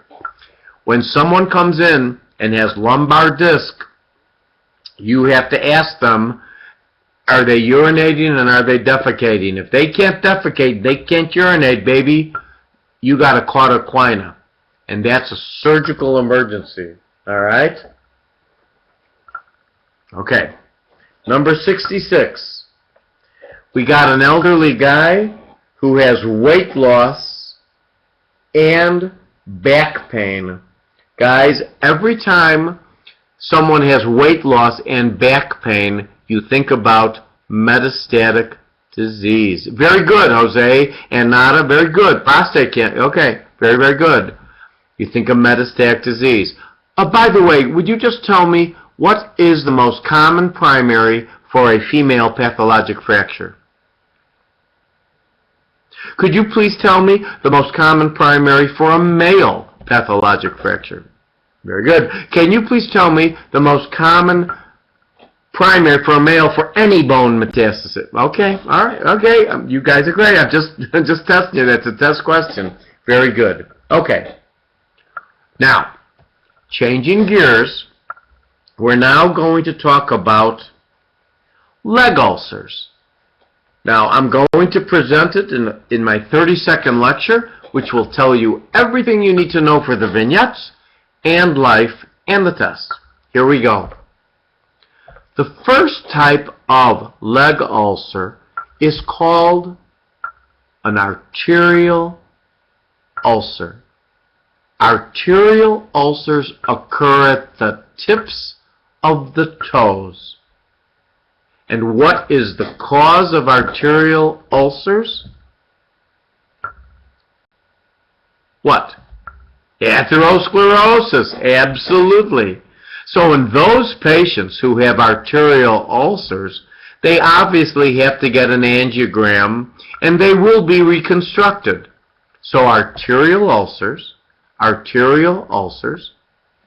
are evaluated by arteriography, and they will need some kind of reconstruction because they're flipping off little emboli that are going to the tips of the toes.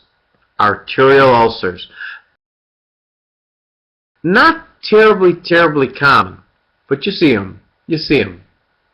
Much more common are things called venous stasis ulcers. Now, venous stasis ulcers tell me exactly the most common location of a venous stasis ulcer. Exactly. Which malleolus, Arlene? The medial malleolus. Because what vessel is there? We talked about this today. What vessel? The saphenous. Guys, the most common is the medial malleolus. Why do we get venous stasis ulcers? Why? Why? Varicose veins, but why do we get varicose veins? Well, what about the valves, Claudia? Incompetent. Very good, Zia. Very good. Venous insufficiency. Oh, you guys are all saying the right thing. We get venous insufficiency from incompetent valves. Because what happens, you're very welcome, Zia. What happens is, when you get any kind of inflammation of your saphenous vein, which is common, guys, it's common, those valves degenerate and they don't regenerate. So that's why varicose veins are so common. And you have venous insufficiency. So how do you deal with venous stasis ulcers? Well, locally, you debride them, you keep them clean, you keep them from getting infected. What else do you do? Compressions, you put on Job's stockings and things like that, which patients hate. And sometimes you do either injection of the varicose veins to destroy them, or even surgery. But those are venous stasis. Incompetent valves, which causes venous insufficiency. And you treat it locally, debridement, elevation, stockings, which patients absolutely hate in the summertime, and sometimes injections and surgery to get rid of those veins. Okay, I'm going to ask you a question that patients always ask me. If I inject those veins and I make them non-functional, they will ask me this question. Well, Dr. Hill, how then does the blood get to my heart? What would you say?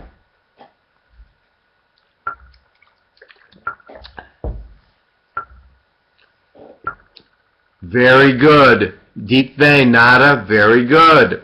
Your main veins in your body, in your legs, are your deep veins. And those you can't see, because the superficial veins, like the greater saphenous, they really have very, very little function. It's your deep veins that are the most important.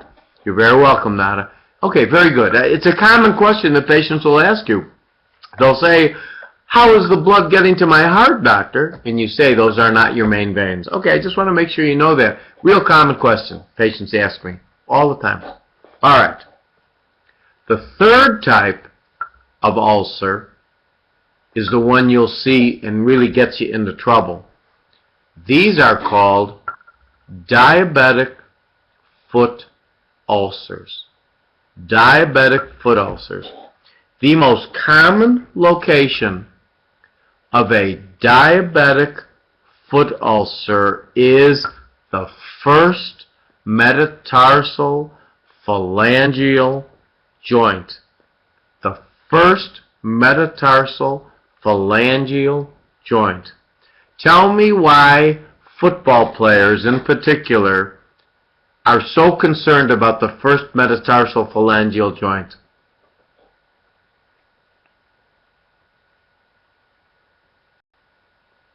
That's where they put all their weight. Guys, when you walk, the majority, and run, Alicia, very good, that's where you put most of your weight. at the first, that's where you're supposed to put most of your weight, first metatarsal phalangeal joint.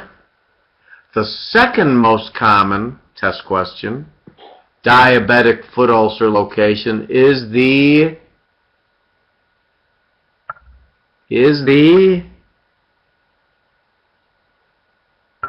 oh, Shruti, you know the word for heel. Tell me it. Come on, sound like a doctor. The calcaneus. Very good. Guys, it's classic test question. Number one most common is the first metatarsal phalangeal joint. Second is calcaneus. Guys, why? No, it's not the ankle, Irsa. It's not the ankle. Guys, why do diabetics get foot ulcers? Why? Not injury. Not a neuropathy. Very good. Neuropathy. Can you tell me something? If you had a stone in your shoe, how long would it take you to take out the stone? A second. In a diabetic, they won't feel it, and they'll get an ulcer. So the concern for a diabetic is that they develop a deep ulcer, which means they could get what infection? Osteomyelitis. If they get osteomyelitis, what is the best imaging study for osteomyelitis? MRI. What's the second best? Bone scan. What's the worst? X-ray. Okay. So you treat them for antibiotics for how long, roughly? A day? A week? 6 weeks? Okay. Guys, most of the time, you can't get rid of the infection. Listen to me carefully. Test question. Obviously, because you can't get rid of the infection, your next step in thinking is what? Amputation. Listen to me carefully. What? I'm going to tell you this answer, but I'm going to say it as a question. What question do you have to ask yourself before you amputate? The question is, will it heal? Will it heal? Meaning, guys, you got a patient who's got osteomyelitis and it's not healing, and you know you need an amputation. You have to ask yourself, if I do a baloney amputation or a transmetatarsal amputation, will it heal? Guys, you therefore, before you do your amputation, you have to do Doppler studies and sometimes a CTA and sometimes an operation before you can amputate. Guys, this is a classic test question. The patients will think you're nuts. They'll say, Dr. Hill, you're telling me I need an amputation. And then you're telling me I have to have an operation to fix my blood vessels before you can amputate. And that's correct. Guys, memorize this. This is a classic test question. Every time you have to amputate for an osteomyelitis electively, you have to ask yourself, will it heal? And sometimes you have to do a operation on the blood vessels before you can amputate. Patients will go nuts. They will tell you you're crazy, and you tell them, if you don't get this blood vessel operation and I do an amputation, you won't heal your amputation. And they say, so what? Well, to wear a prosthesis, do you have to have a healed amputation site? Yeah, it's got to be perfect. Guys, it's got to be perfect. So people nowadays, when they get baloney amputations, they get prostheses. And if you get an ulcer in that site, they won't be able to wear the prosthesis. Everyone understand what I am talking about here? Does everyone understand this? Okay, I'm going to review this. It's so important. Here we go. Arterial ulcers, tip of the toes, arteriosclerosis, vascular surgery. Venous stasis ulcers, incompetent valves due to, it causes insufficiency, medial malleolus, debris mount, elevation, stockings, injection, surgery. Diabetic foot ulcers due to neuropathy, first metatarsal phalangeal joint, second is calcaneus, and best test is MRI. If they have osteomyelitis, you treat for 6 weeks. It usually doesn't get better. You got to amputate. The question you have to ask yourself is, will it heal? And you sometimes have to do a vascular procedure before you do the amputation. Now, Justin asked a good question. He says, what if you don't have an option and you have a terrible infection? And what he means by that is that you have something called wet gangrene. Does everyone understand when I say the term wet gangrene?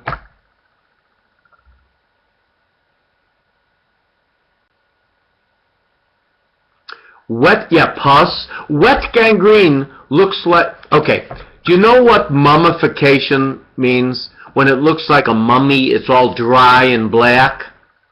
That's dead tissue, but it's not actively infected. It's just dead tissue. Wet gangrene is wet. It's got pus everywhere. We use a term that's a terrible term. We call it soupy. Have you ever heard that expression, soupy? Have you ever heard that expression, soupy? It means wet. Guys, that's a surgical emergency. And do you know what we do, what Justin brought up? When we have wet gangrene, baby, we do a guillotine amputation. Do you know what that means? A guillotine amputation is an open amputation, which means we cut off the infected area just like that, and we leave it open because we're doing it not for the purpose of having that heal at that spot. We're doing it to prevent infection, sepsis. Then later, we do an elective amputation with the same thought processes. Will it heal at a below knee, etc., etc.? Does everyone understand what Justin brought up? It's a very good point. If you got wet gangrene, if the infection is killing the patient, you do a guillotine amputation, not to be the last operation, but to prevent the person from dying. Have you ever seen a guillotine amputation? Oh, is it done fast? And you save the patient's life. You save the patient's life. That's called a guillotine amputation. Again, the concept is, if you have an infection which is killing you, meaning you got sepsis, guys, you don't decide, well, should I amputate at the below knee or above knee? You got to get that off. And you cut it off to prevent infection, and then later on you do an elective procedure asking, will it heal at a certain level? The vast majority of time, you do an elective procedure. The vast majority. You got an osteomyelitis, the guy's got an ulcer, it's just not healing. And you then decide on where you're going to do it. A transmetatarsal, you're very welcome, Cud. A transmetatarsal or a below knee amputation. The vast majority. Once in a while, you'll see wet gangrene. And the treatment of wet gangrene is a guillotine amputation, without any question. Have any of you ever seen a guillotine amputation?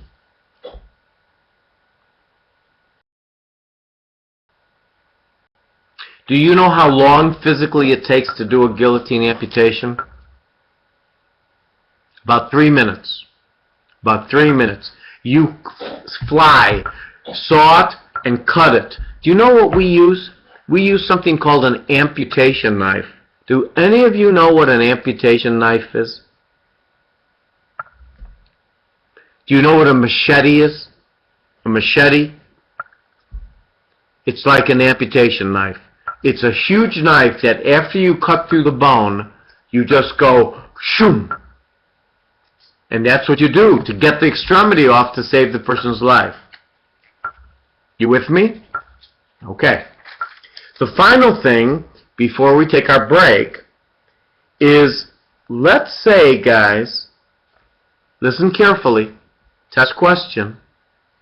You either had an arterial ulcer, a venous stasis ulcer, a diabetic foot ulcer, a scar, a burn, anything, and years later you see on the ulcer mounding up of tissue, white mounding up of tissue.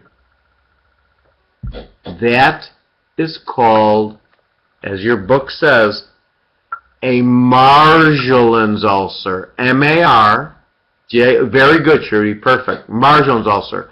And what is a Marjolins ulcer? Test question. Squamous cell cancer. Squamous cell cancer. Shruti, it is not a chronic ulcer. A Marjolins ulcer is a squamous cell cancer. Let me tell you a rule about the body.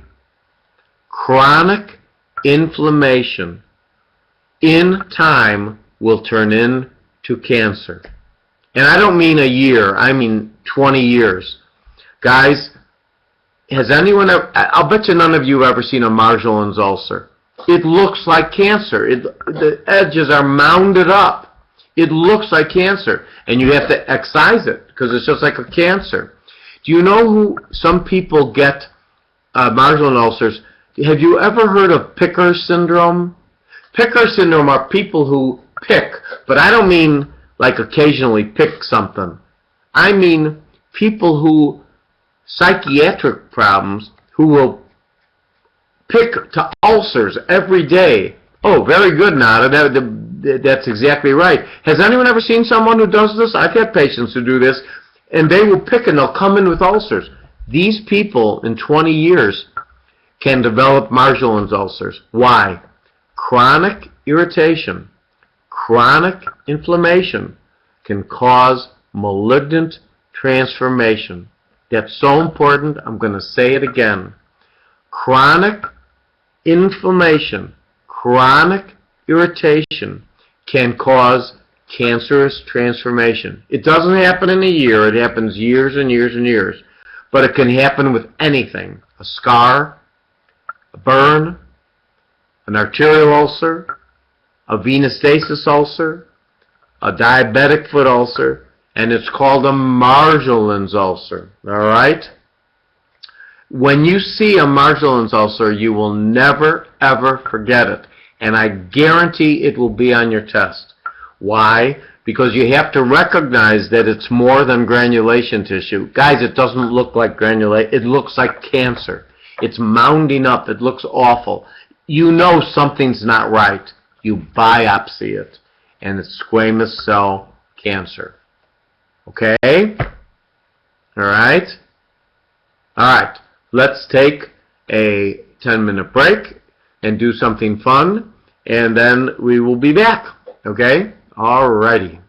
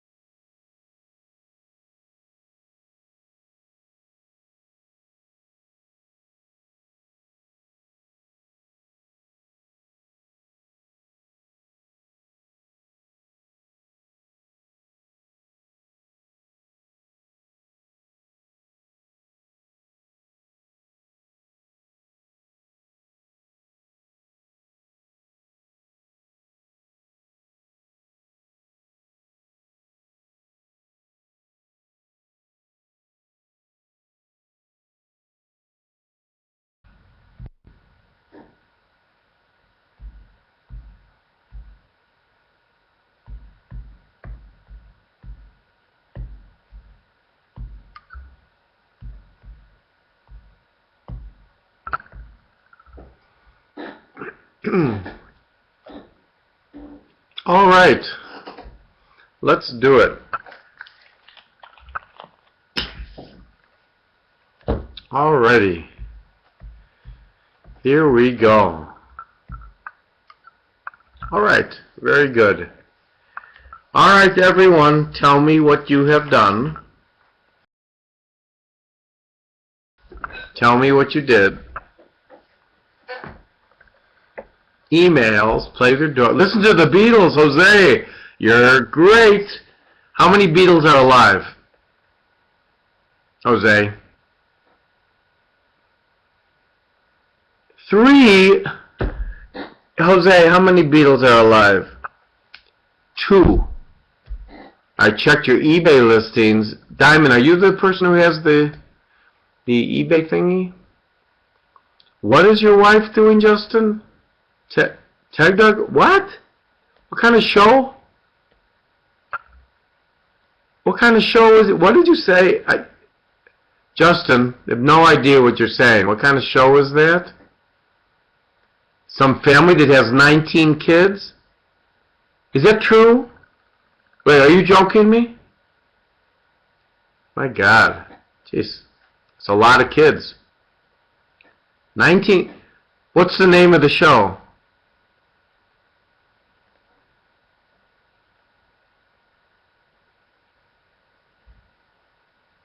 That's the name of the show, 19 Kids and Counting? It's 19 biologic kids? I mean, from the same mother? It's interesting. Justin, you can't say things like that. It's politically incorrect. The women will cut you down for saying that. Justin, you gotta be careful. Don't say that. Alright, guys.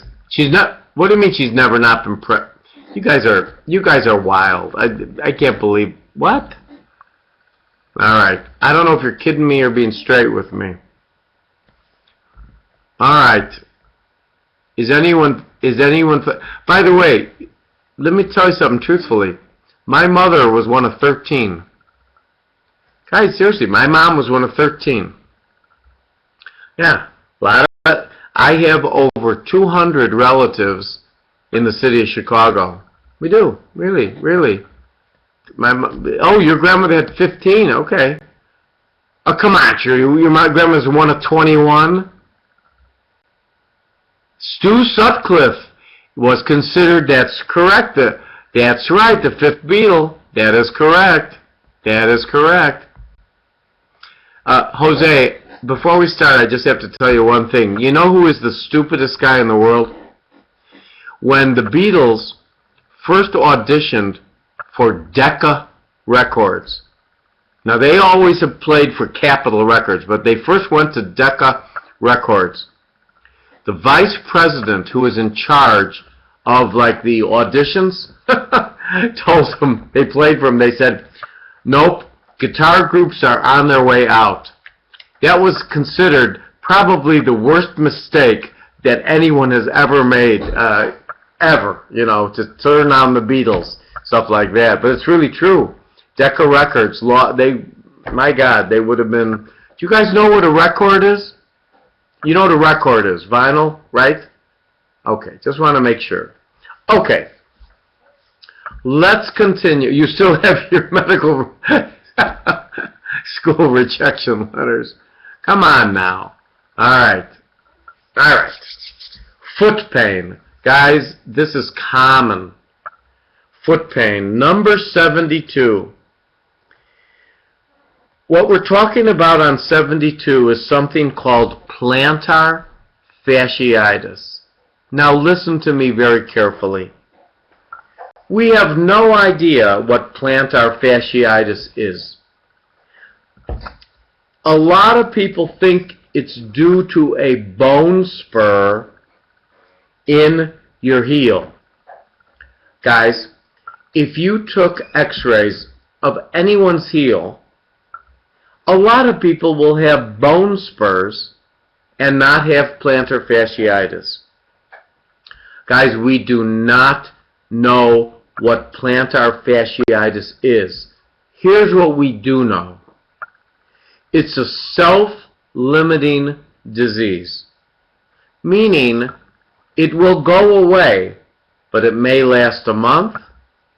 It could last a year. You treat plantar fasciitis symptomatically. Test question, you do not cut out the bone spur. Now, I'm not trying to put down podiatrists or anything, but all I'm telling you is what happens is someone has a bone spur, the podiatrist cuts off the bone spur, and the patient gets better. But if you didn't do anything, the patient would have gotten better. So plantar fasciitis is a disease which is self-limiting and treated symptomatically. Non-steroidals, injections, orthotics, sometimes steroids, and it does go away. But I will tell you that patients who have plantar fasciitis hate it because it's very, very, and it is more common in obese people. You are correct. And it really hurts, Alicia. It does. I mean it. People are miserable and they hate their doctor. When you tell a patient, you know, there's no cure for it, they'll say to you, why not? They'll say, why not? You know, what are you supposed to say? You know, I don't know. You know, patients hate that term, I don't know. And, oh, so you really said it, you really had it. How bad was it? So you should not remove the spur. That is correct. Oh, Alicia, you had it too. So a lot of you guys have had it. Alicia, how fast are you? How fast are you? How fast are you, Alicia?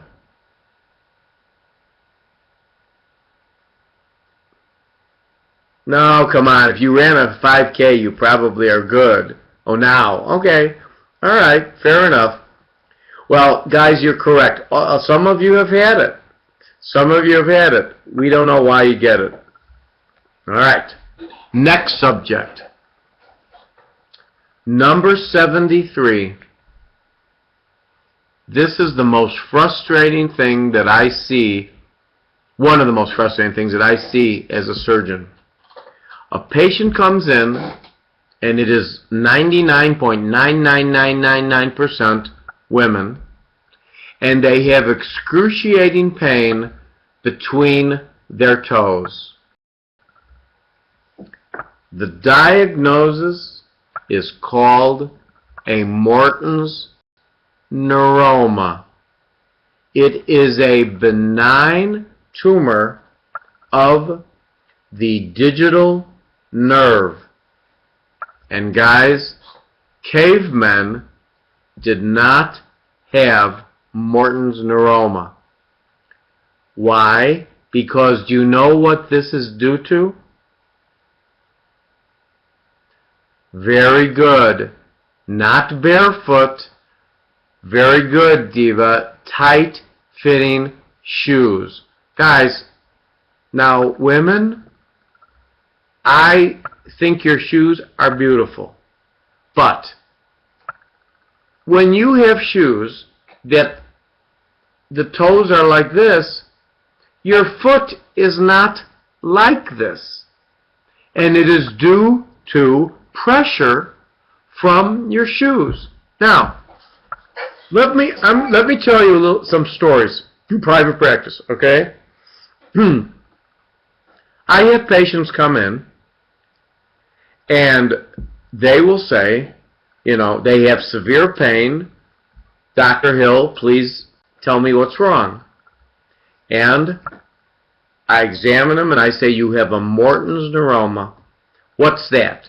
It is an inflammation, a tumor of your nerve in your feet.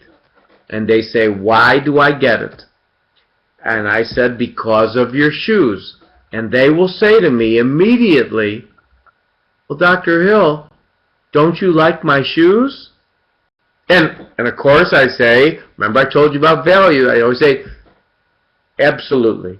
Absolutely. They are beautiful. I said, but they don't exactly fit your feet. And I get myself into this argument. They say, what do you mean it doesn't fit my feet? I said, well, your foot is kind of like round, kind of, you know. And they say, but Dr. Hill, do you think my shoes are ugly? I say, no, they're beautiful, okay? So then I give them the option, guys. I say, we have two choices. One, you can wear shoes that are not that way, or you can have surgery. And when I started in practice, I figured that everyone would say, I'll change shoes. And do you know what they say now?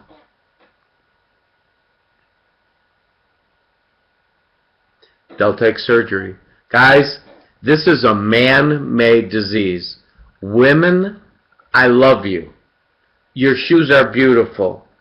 But if you ask men, would a man ever wear a pair of shoes that are not comfortable?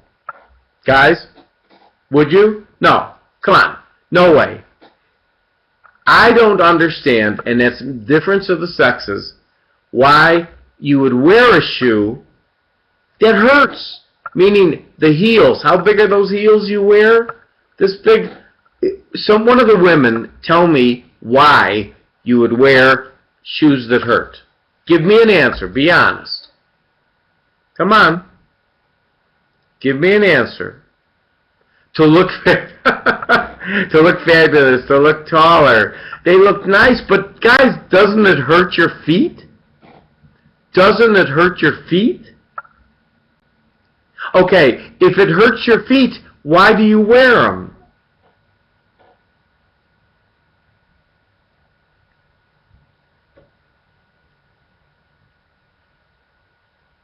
Guys, I don't, because fashion, you're being very honest, and I really appreciate your honesty. Guys, I appreciate your honesty. I just want you to know that this is a very frustrating thing, because the patients will get angry at you if you are male, and they'll say, don't you like my shoes, and things like that. And to my daughter, who besides going to school likes to shop in New York City, I say to her, I said, don't those shoes that I buy you, because when she comes in for the holidays, you know, I'll take her out, buy her either purses or shoes. That's all she likes. You know, I'll say, don't you want to have a pair of shoes that feel good? She says, no, Dad. I want shoes that look good. And women, I love you, but I can't understand it. Men, you'll never understand it. So the point is that this will be vanity is pain. I think you're right. This is a man-made disease. The treatment, there is no biopsy. What you do is you tell them the ultimate solution is not to wear those shoes, or you got to go through injections or even surgery, guys. It is absolutely a man-made disease, okay? And we're kidding around about it, but I'm very true. It's very, very true. I have to tell you one thing, women. I admire you for your dedication to style, because it hurts. I mean, God, I would never wear an uncomfortable shoe, especially when you're walking around. I mean, seriously. Arlene, you're right. We do like it because it looks pretty. There's no question. I mean, there's no question we like the way they look, but not if they hurt you. Oh, Justin, you're saying all the politically. Justin, your wife is going to castrate you. She's going to castrate you. Seriously. All right. Seriously. All right. You got to say, Justin, you got to remember that women are the smarter sex and they're the stronger sex. They live longer than we do. They're more complex. They're smarter. And you got to do what they say. Otherwise, you'll be in the doghouse. Men, you all know what I'm saying. Women, you know that. Can I just say something, okay, guys? Listen. Women, there's a reason why women are always the dominant gender in the animal kingdom. They are superior to males. What can women do that men can't do? Really, what can they do? Well, I know they can give birth, but let me ask you a question. I'm very serious, medical thing. What can they do with their pelvis? Guys, what can they do with their pelvis? They can expand their pelvis. Guys, if you took your pelvis and at the synostosis you tried to pull it apart, what would happen? It would break. Women could spread their synostosis. When a woman gets pregnant and she gains weight and she gets an umbilical hernia and she is done with her pregnancy, what happens to that umbilical hernia, usually?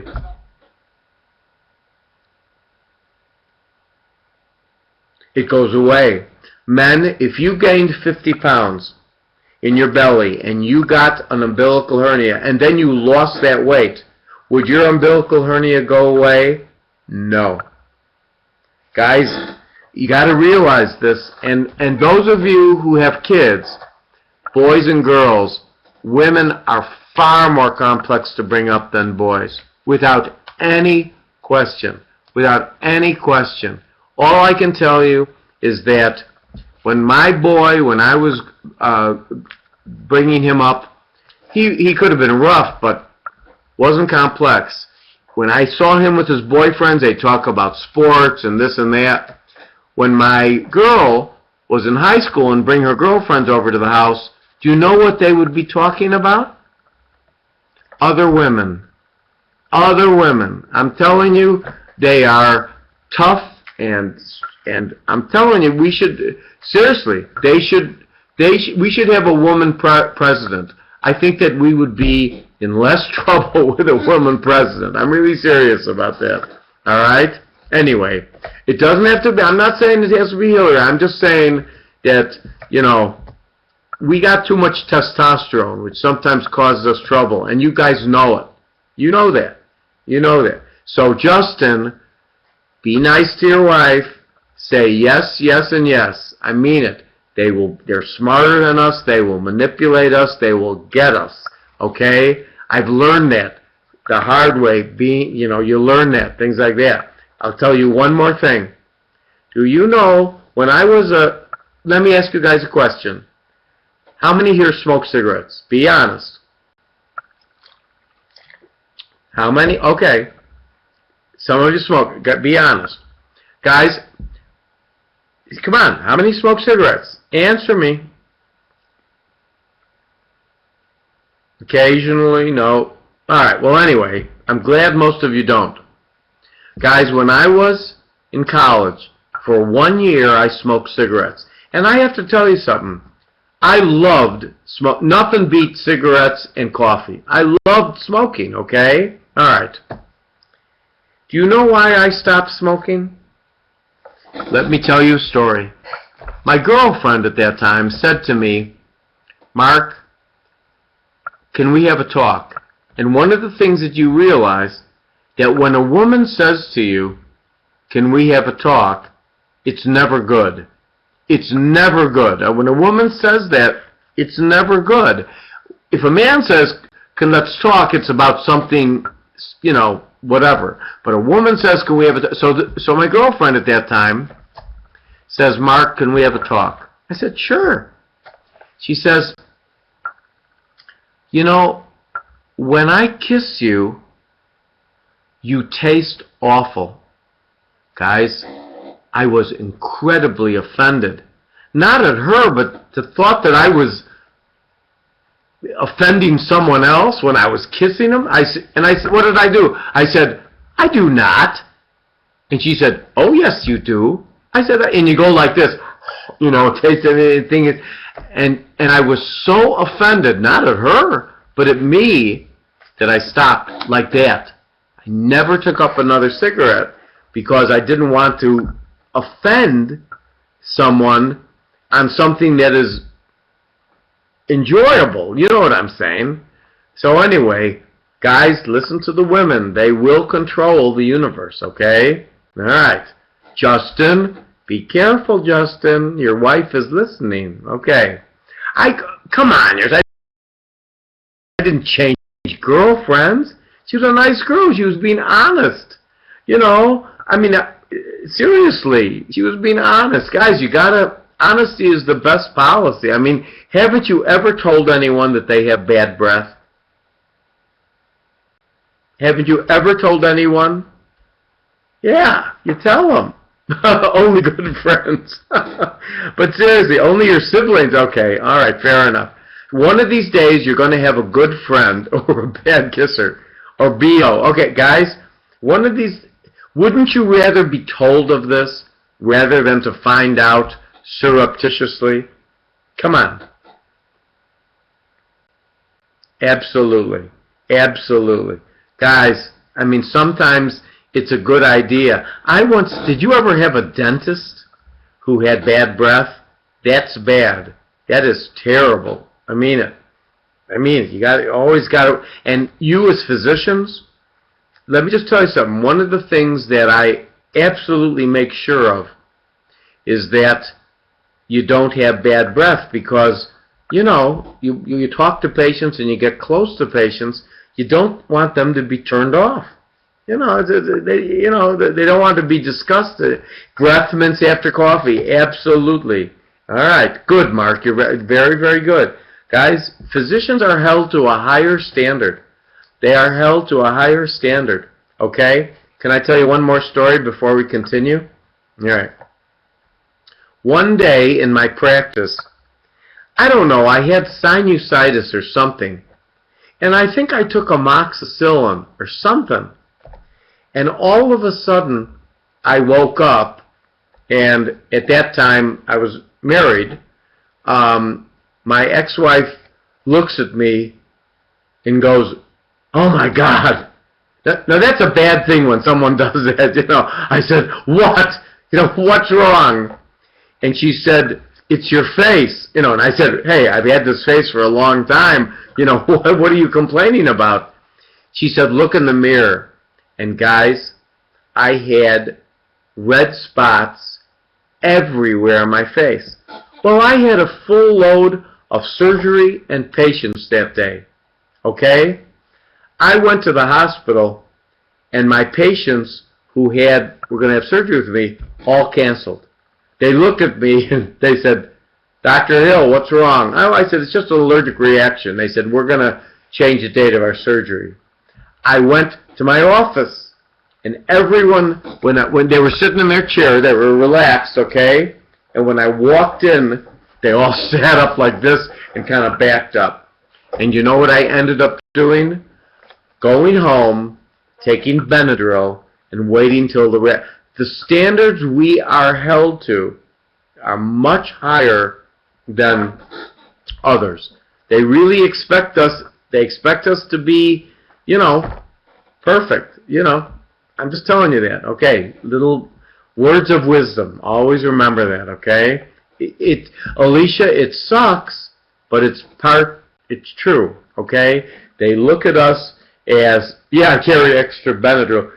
It's really, really true. You're very welcome, but it's really true.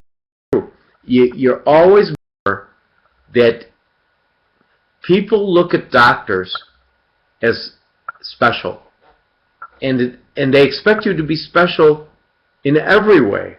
In every way, they really do. It's just the way it is. That's why. One more point, and then we'll get on to our talk. One more point, guys. When you go to my late partner always told me, never go shopping, grocery shopping, in the city that you live in. The reason being is, look, when I go shopping, I want to dress sloppy. Do you know what I'm saying? I want to wear, you know what I mean, a t-shirt, you know. You see your patients, and they will then, they'll say to other patients, oh, I saw Dr. Hill. He was wearing torn jeans and a t-shirt. He wasn't shaven. Oh, it's the kiss of death. So you always, rule of thumb, you always go shopping. You'll learn this when you go into practice. You go shopping in the grocery store that's not in your town. Because otherwise you'll see patients and you'll have to, look nice and stuff like that. Anyway, words of wisdom. Don't forget it, okay? Don't gossip. Zia, you are absolutely correct. I'm telling you, you got to be very, very careful. All right. Okay. So Morton's neuroma, guys. Morton's neuroma is a man-made disease, and the treatment is to stop wearing those shoes, or surgery or injection, but it's a man-made disease. All right. Let's finally, in ortho, talk about a person who presents with a hot, red, swollen, and exquisitely tender toe. Now, guys, they're talking about gout, but let me ask you a question. Physically, can you differentiate gout from a terrible infection? No. No. And they hurt like a son of a gun. And guys, you must always be what? Safe. Guys, I cannot tell you how many times I put a patient in the house. I start them on empiric intravenous antibiotics, pain medications, and I get my lab work, and the uric acid comes back sky high.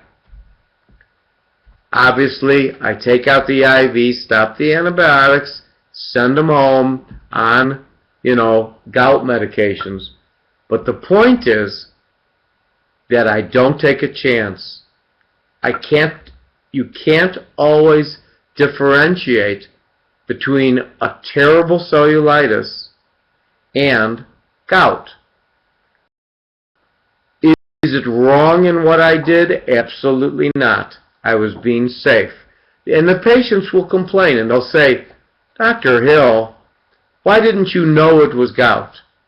And you tell them that you cannot tell without the blood test if it isn't an infection. And if you had a bad infection and I didn't treat you, you could die. And then they usually say, thank you for being so careful. Again, very, very important.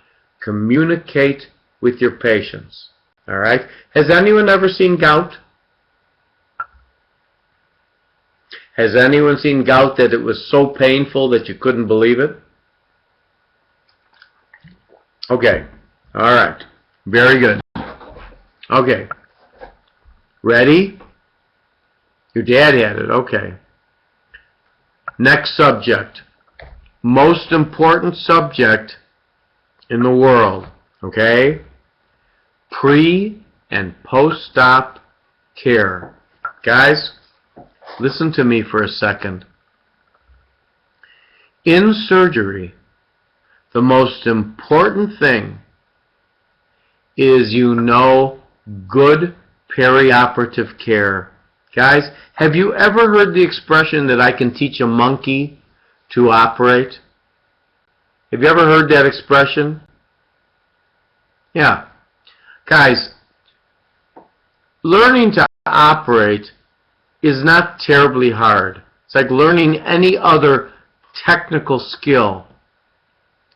But what makes a great surgeon is the ability to take care of the patient perioperatively.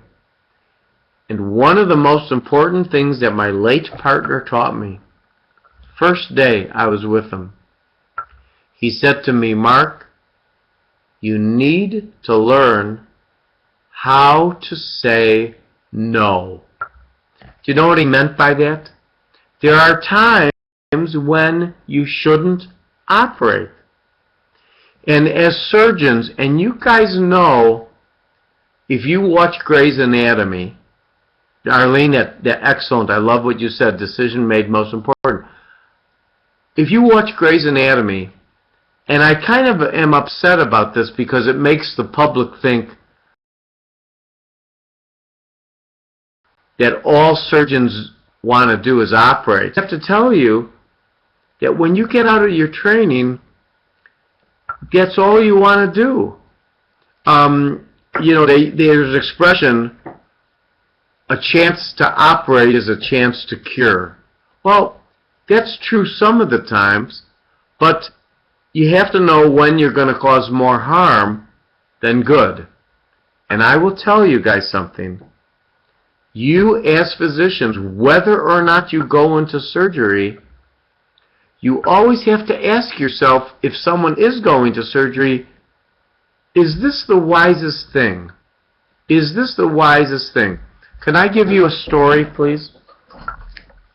Can I tell you a story?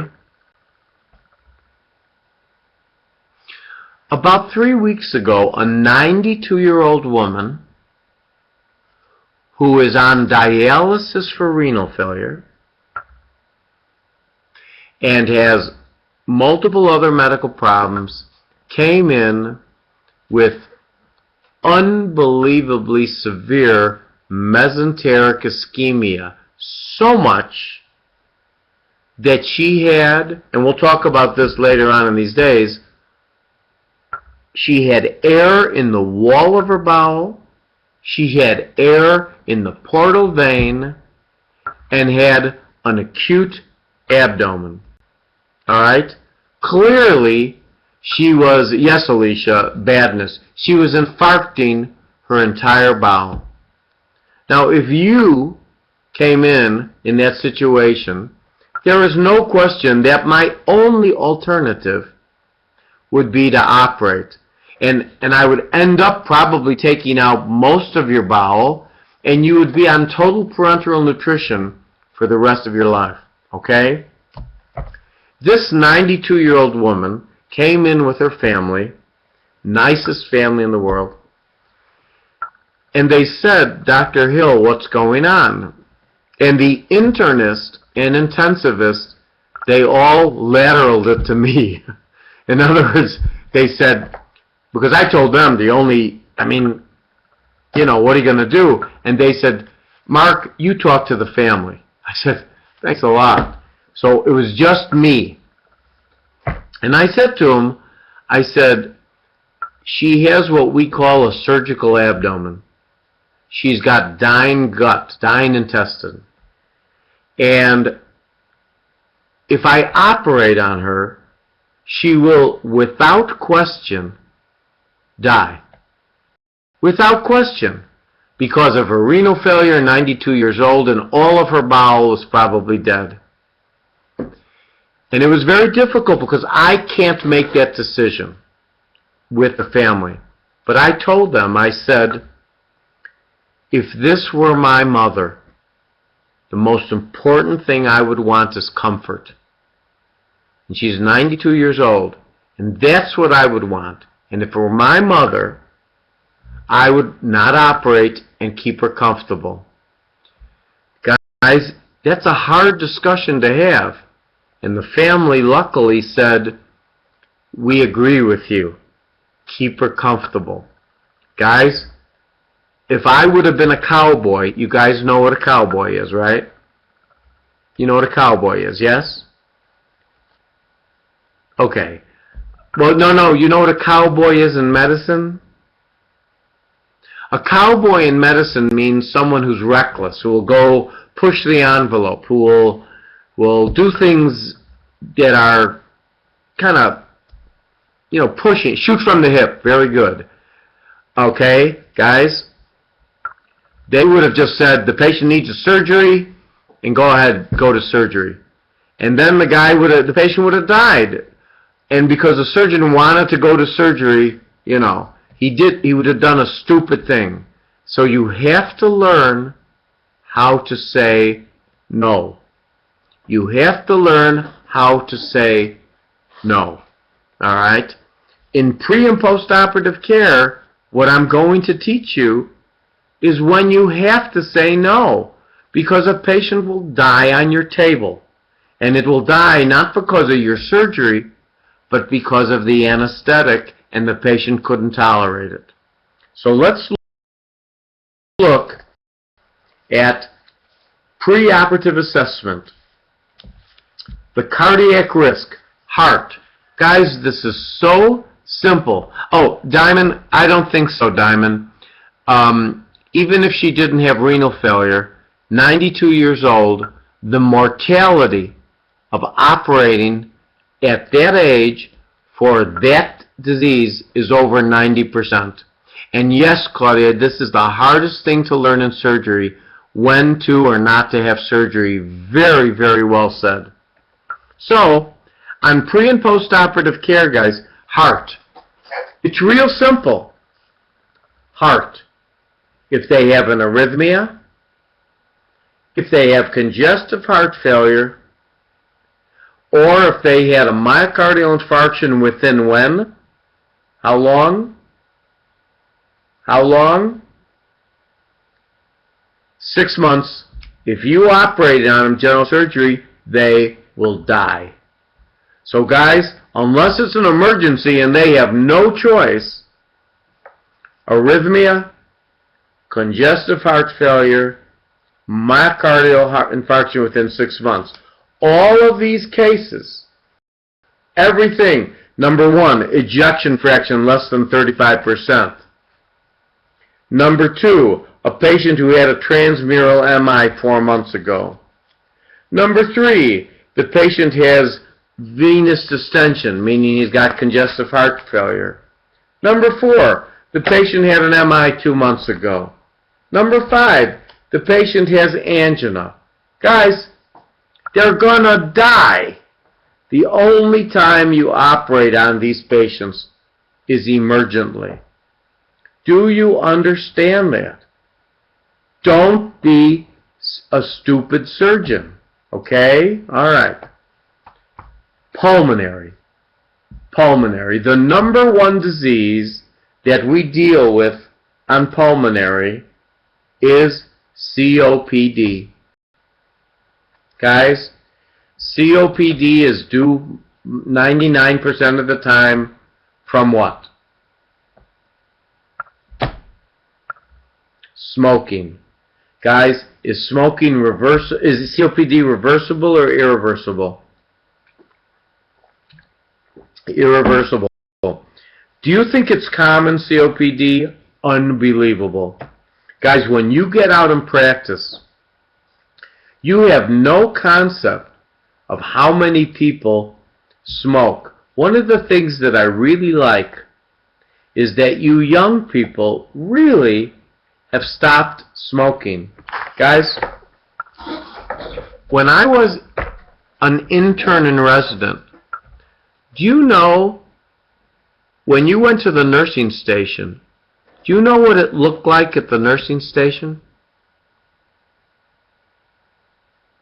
It was a cloud, not a disco, it was a cloud of smoke because they used to allow smoking. When I was a resident, my attendings would smoke cigarettes and they would leave them outside the patient's door. Oh, Diamond, yes, smoke in the hospital, absolutely. Oh, you have no idea. They would leave them outside the door and go in and see the patients. Guys, I know you can't even believe this, but the lounges, the nursing stations would be smoke-filled.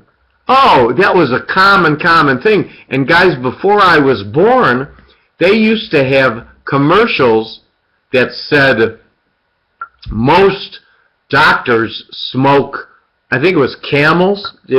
Camel is a type of cigarette. I think it was Camels, something like that. Oh my God. Guys, you have no idea. Marlboro commercials. Guys, you have no idea how things have changed.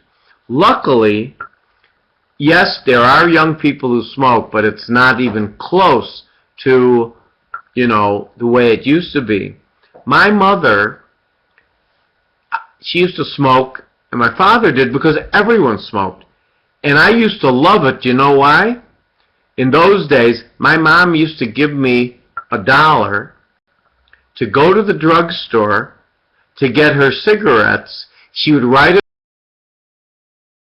a note saying, Mark is allowed to pick me up cigarettes. In those days, that worked. And she would say to me, you could keep the change and buy candy. And guys, in those days, I know you have no concept of this, a nickel bought you one of those big candy bars. I don't mean a little candy bar. I mean like the ones that cost $2 now. And so my mom would give me $1 and a note to say, get me cigarettes, and I'd say, oh, Mom, I'm going. I would go, and I would get like 50 cents worth of candy, which was like, 10 candy bars. It was wonderful. Guys, luckily people do not smoke. And how much were they back then? They were about, for my mom, I remember they were like 35 cents or 40 cents, something like that. I don't even know how much they are now. What are they, $2 a package or something? How much are they now? I don't even know how much they are. They're not $10 a package. They're $10 a package for a pack of cigarettes? $7. Oh, in New York City. Anyway, nowadays, people can't stand people who smoke because they smell. Meaning, guys, have you ever had someone who smokes sit in your car and they leave your car and your car smells like cigarettes?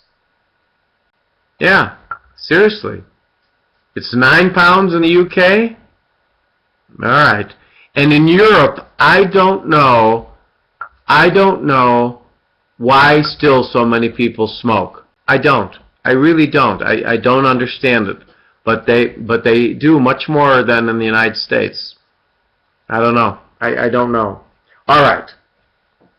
Pulmonary. COPD. Listen to me carefully, guys. I'm going to go in this later on in my lectures in the next few days.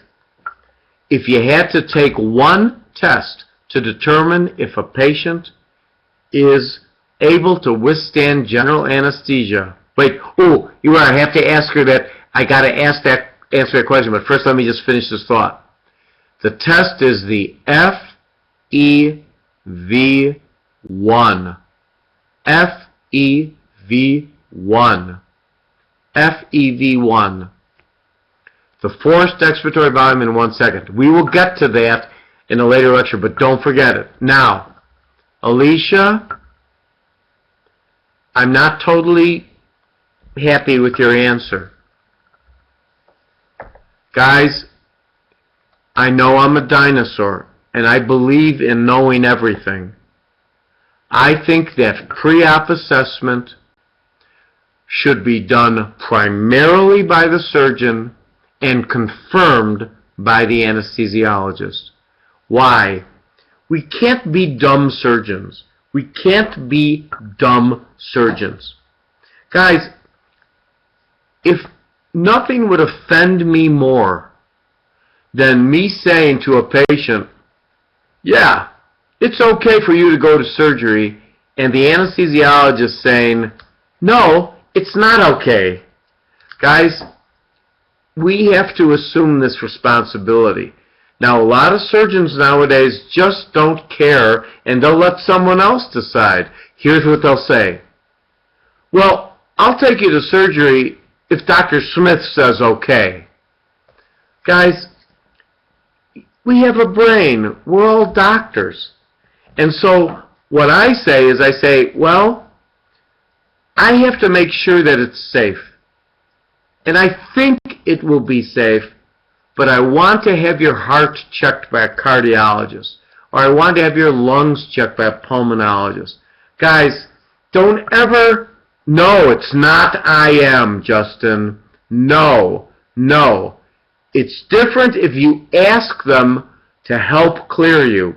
But the surgeon has to know about this. Yes. Am I being a purist? Yes.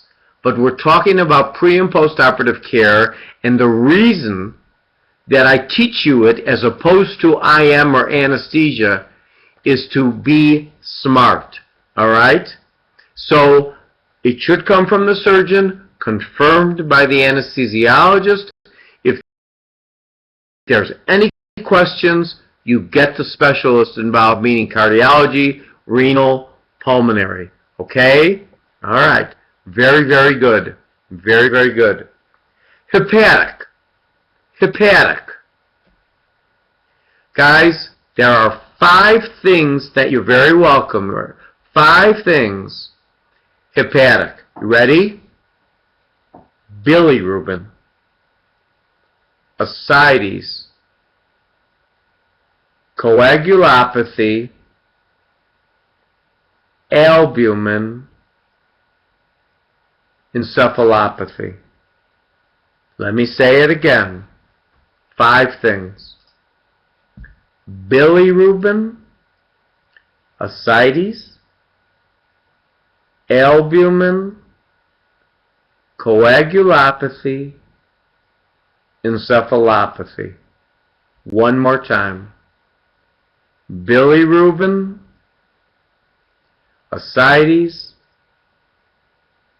albumin, coagulopathy, hepatic encephalopathy. Guys, the more the patients have of each of those, they're going to die from general anesthesia. Let's look at this. Number 7, a guy has a bilirubin of 3.5, his pro-time is elevated, his albumin is low, he has ascites and encephalopathy. You put him under general anesthesia, he will die from the general anesthesia. Number 8, a cirrhotic with high ammonia level. He's going to die. Number 9, a cirrhotic with the albumin below 2. He's going to die. Number 10, a cirrhotic with bilirubin above 4. He's going to die. Okay?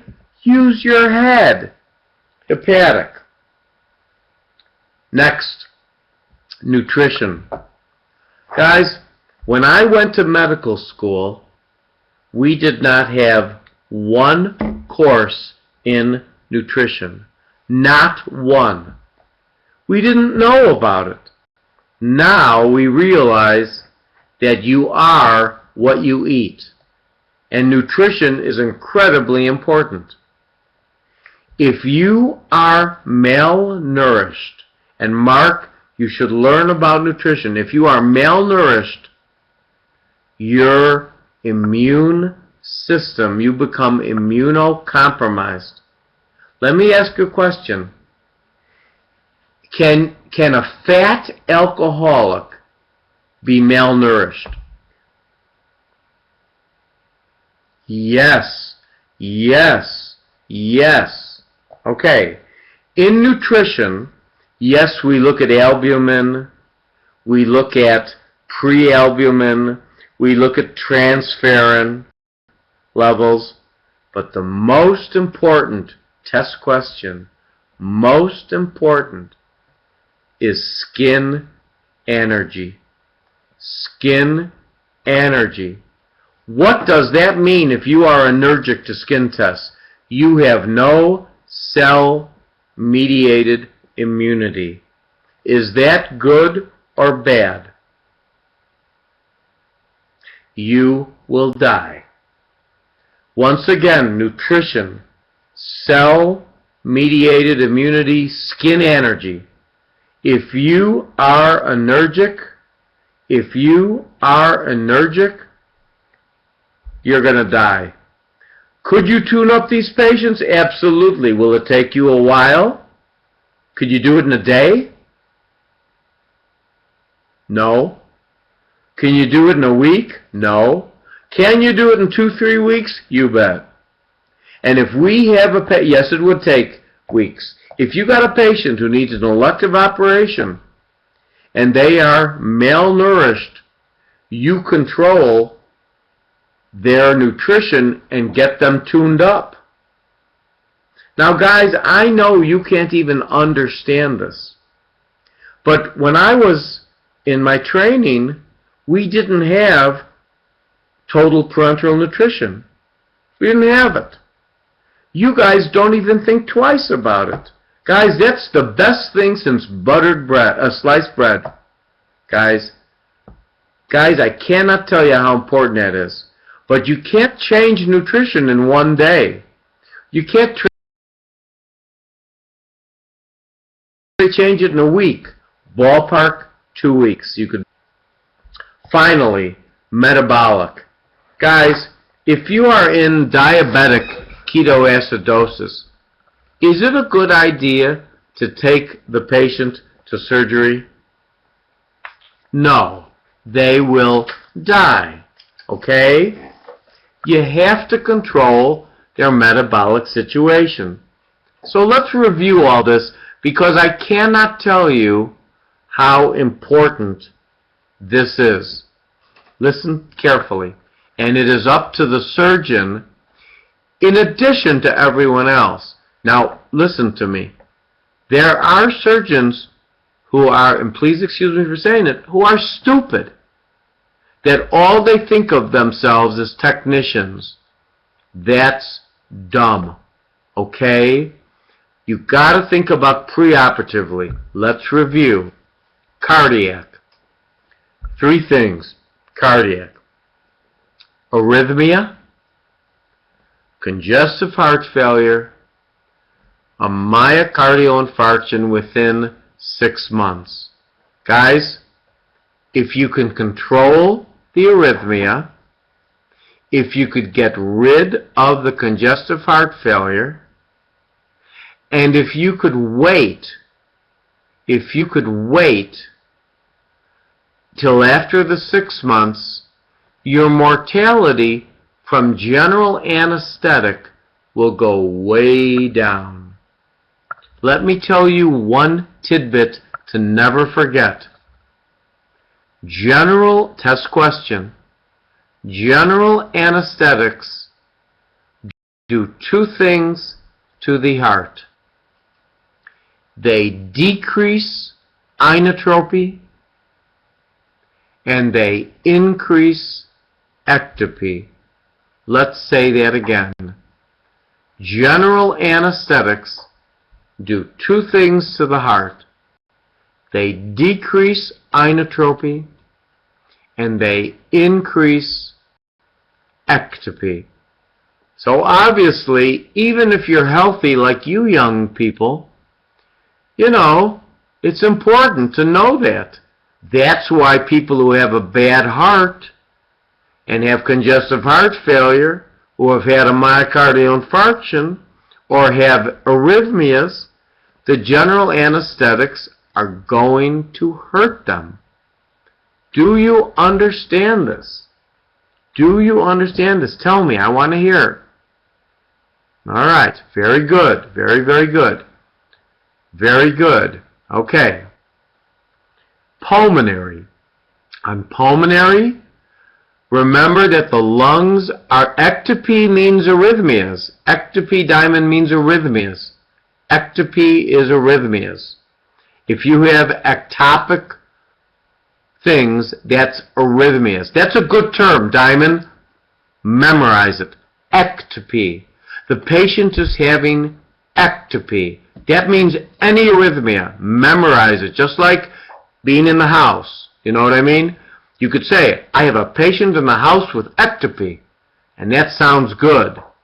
Ectopy is another word for arrhythmia.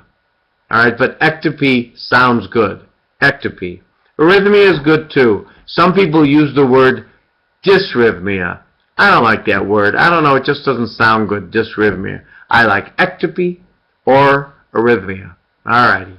And inotropy is contractility of the heart. Inotropy. Decreased inotropy. That means that the ejection fraction goes which way? Down. Alright? Very good. Pulmonary, remember that your lungs are the conduit for the anesthetic. So if you got crappy lungs, do you think you're going to exchange? Well, no. And if you're a COPDer, do you want to intubate a patient with COPD? Correct. Now I'm going to ask you a question. Tell me why.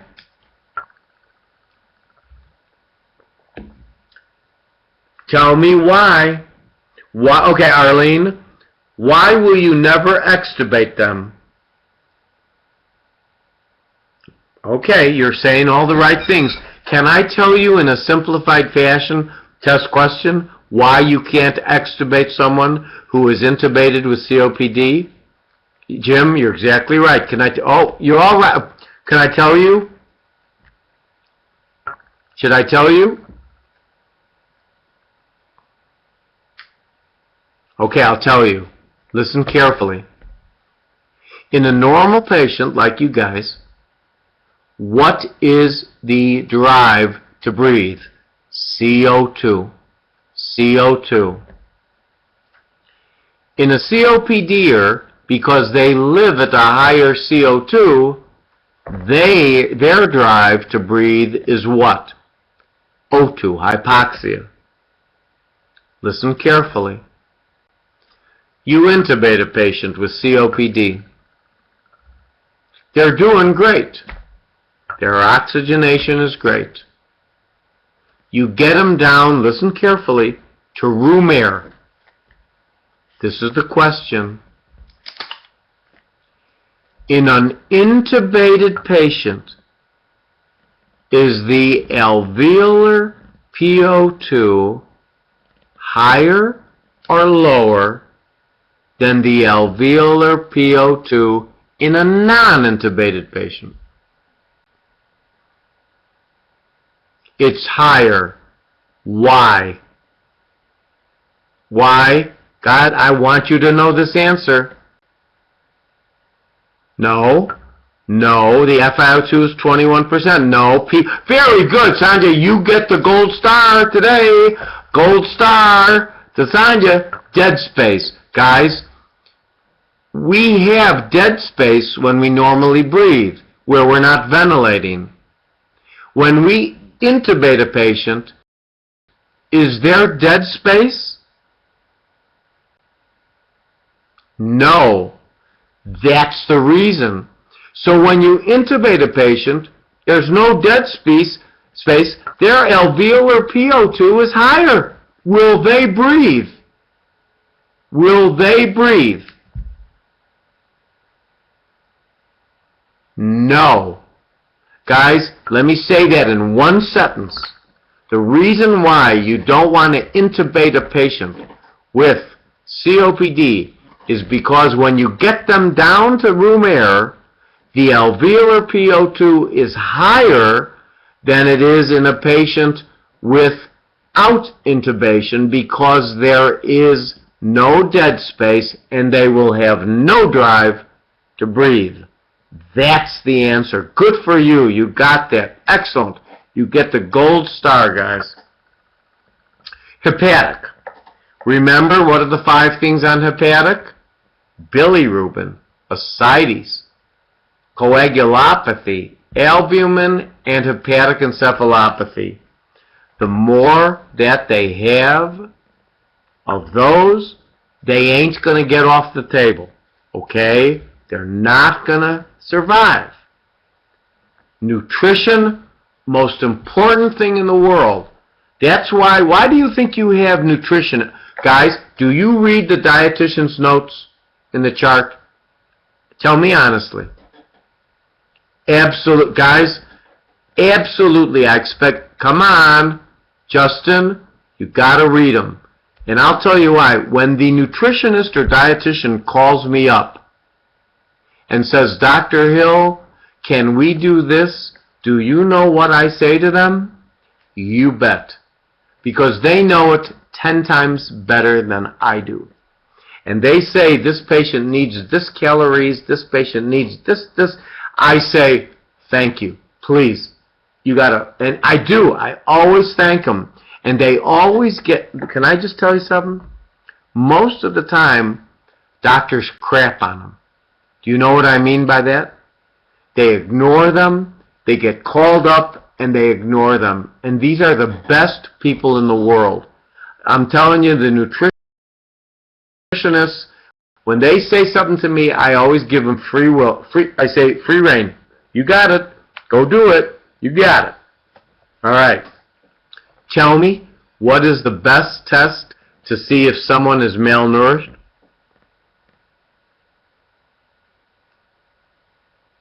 Skin energy, by far, which means they have no cell-mediated immunity, which is a disaster. Guys, you will get an infection. You will die. Test question, is malnutrition immunosuppressive? Yes. Yes, yes, yes, yes. Okay, excellent. Guys, and you can reverse it, but you can't do it in a day, you can't do it in a week. Ballpark 10 days to 2 weeks of total parenteral nutrition. All right? And that's why some people go, they're in-house, and they will go on total parenteral nutrition for 10 days to 2 weeks because it makes a difference. You can't do it in a day, you can't do it in a week. It takes a while for the body to build up.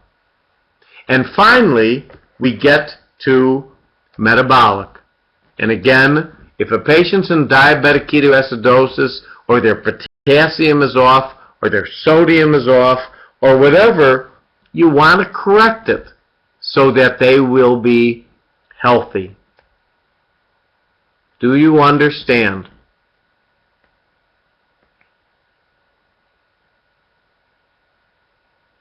All right. Now I want you to put down your pens and paper and your keyboard, and I want you to listen to me, okay? For a majority of this day, you have been absolutely superb. You have listened to this professor talk about a million different things, and you have learned it. How do I know? Because unlike a lot of guys, I look at the entire classroom discussion, and I never let any question go unanswered. Now, you did great. You did fantastic, and we had a little bit of fun. But I want to tell you something I feel strongly about. I do not want you, and thank you, very kind, I do not want you to study now. I want you to relax your brain. I'm very serious about this. I believe that you have to relax. Have you ever spent 30 minutes looking at one page? Have you ever spent 30 minutes looking at a page? Absolutely. And you realize you should have relaxed. Guys, your brain needs rest. We're going to lecture tomorrow. You spent 8 hours today in intense lecture. I want you to relax. Your brain will work better, you will be sharper, and you will learn more. I'm really serious, guys. Thank you, Mark. It's very, very nice of you to say. And can I just tell you something about what Mark just said? Two things. First of all, telling stories is the way you learn things, without any question. But the second thing, and I'm just telling you, one of my favorite people was Einstein. And Einstein always said, listen to me, he said that knowledge was the accumulation of facts, and wisdom is in its simplification.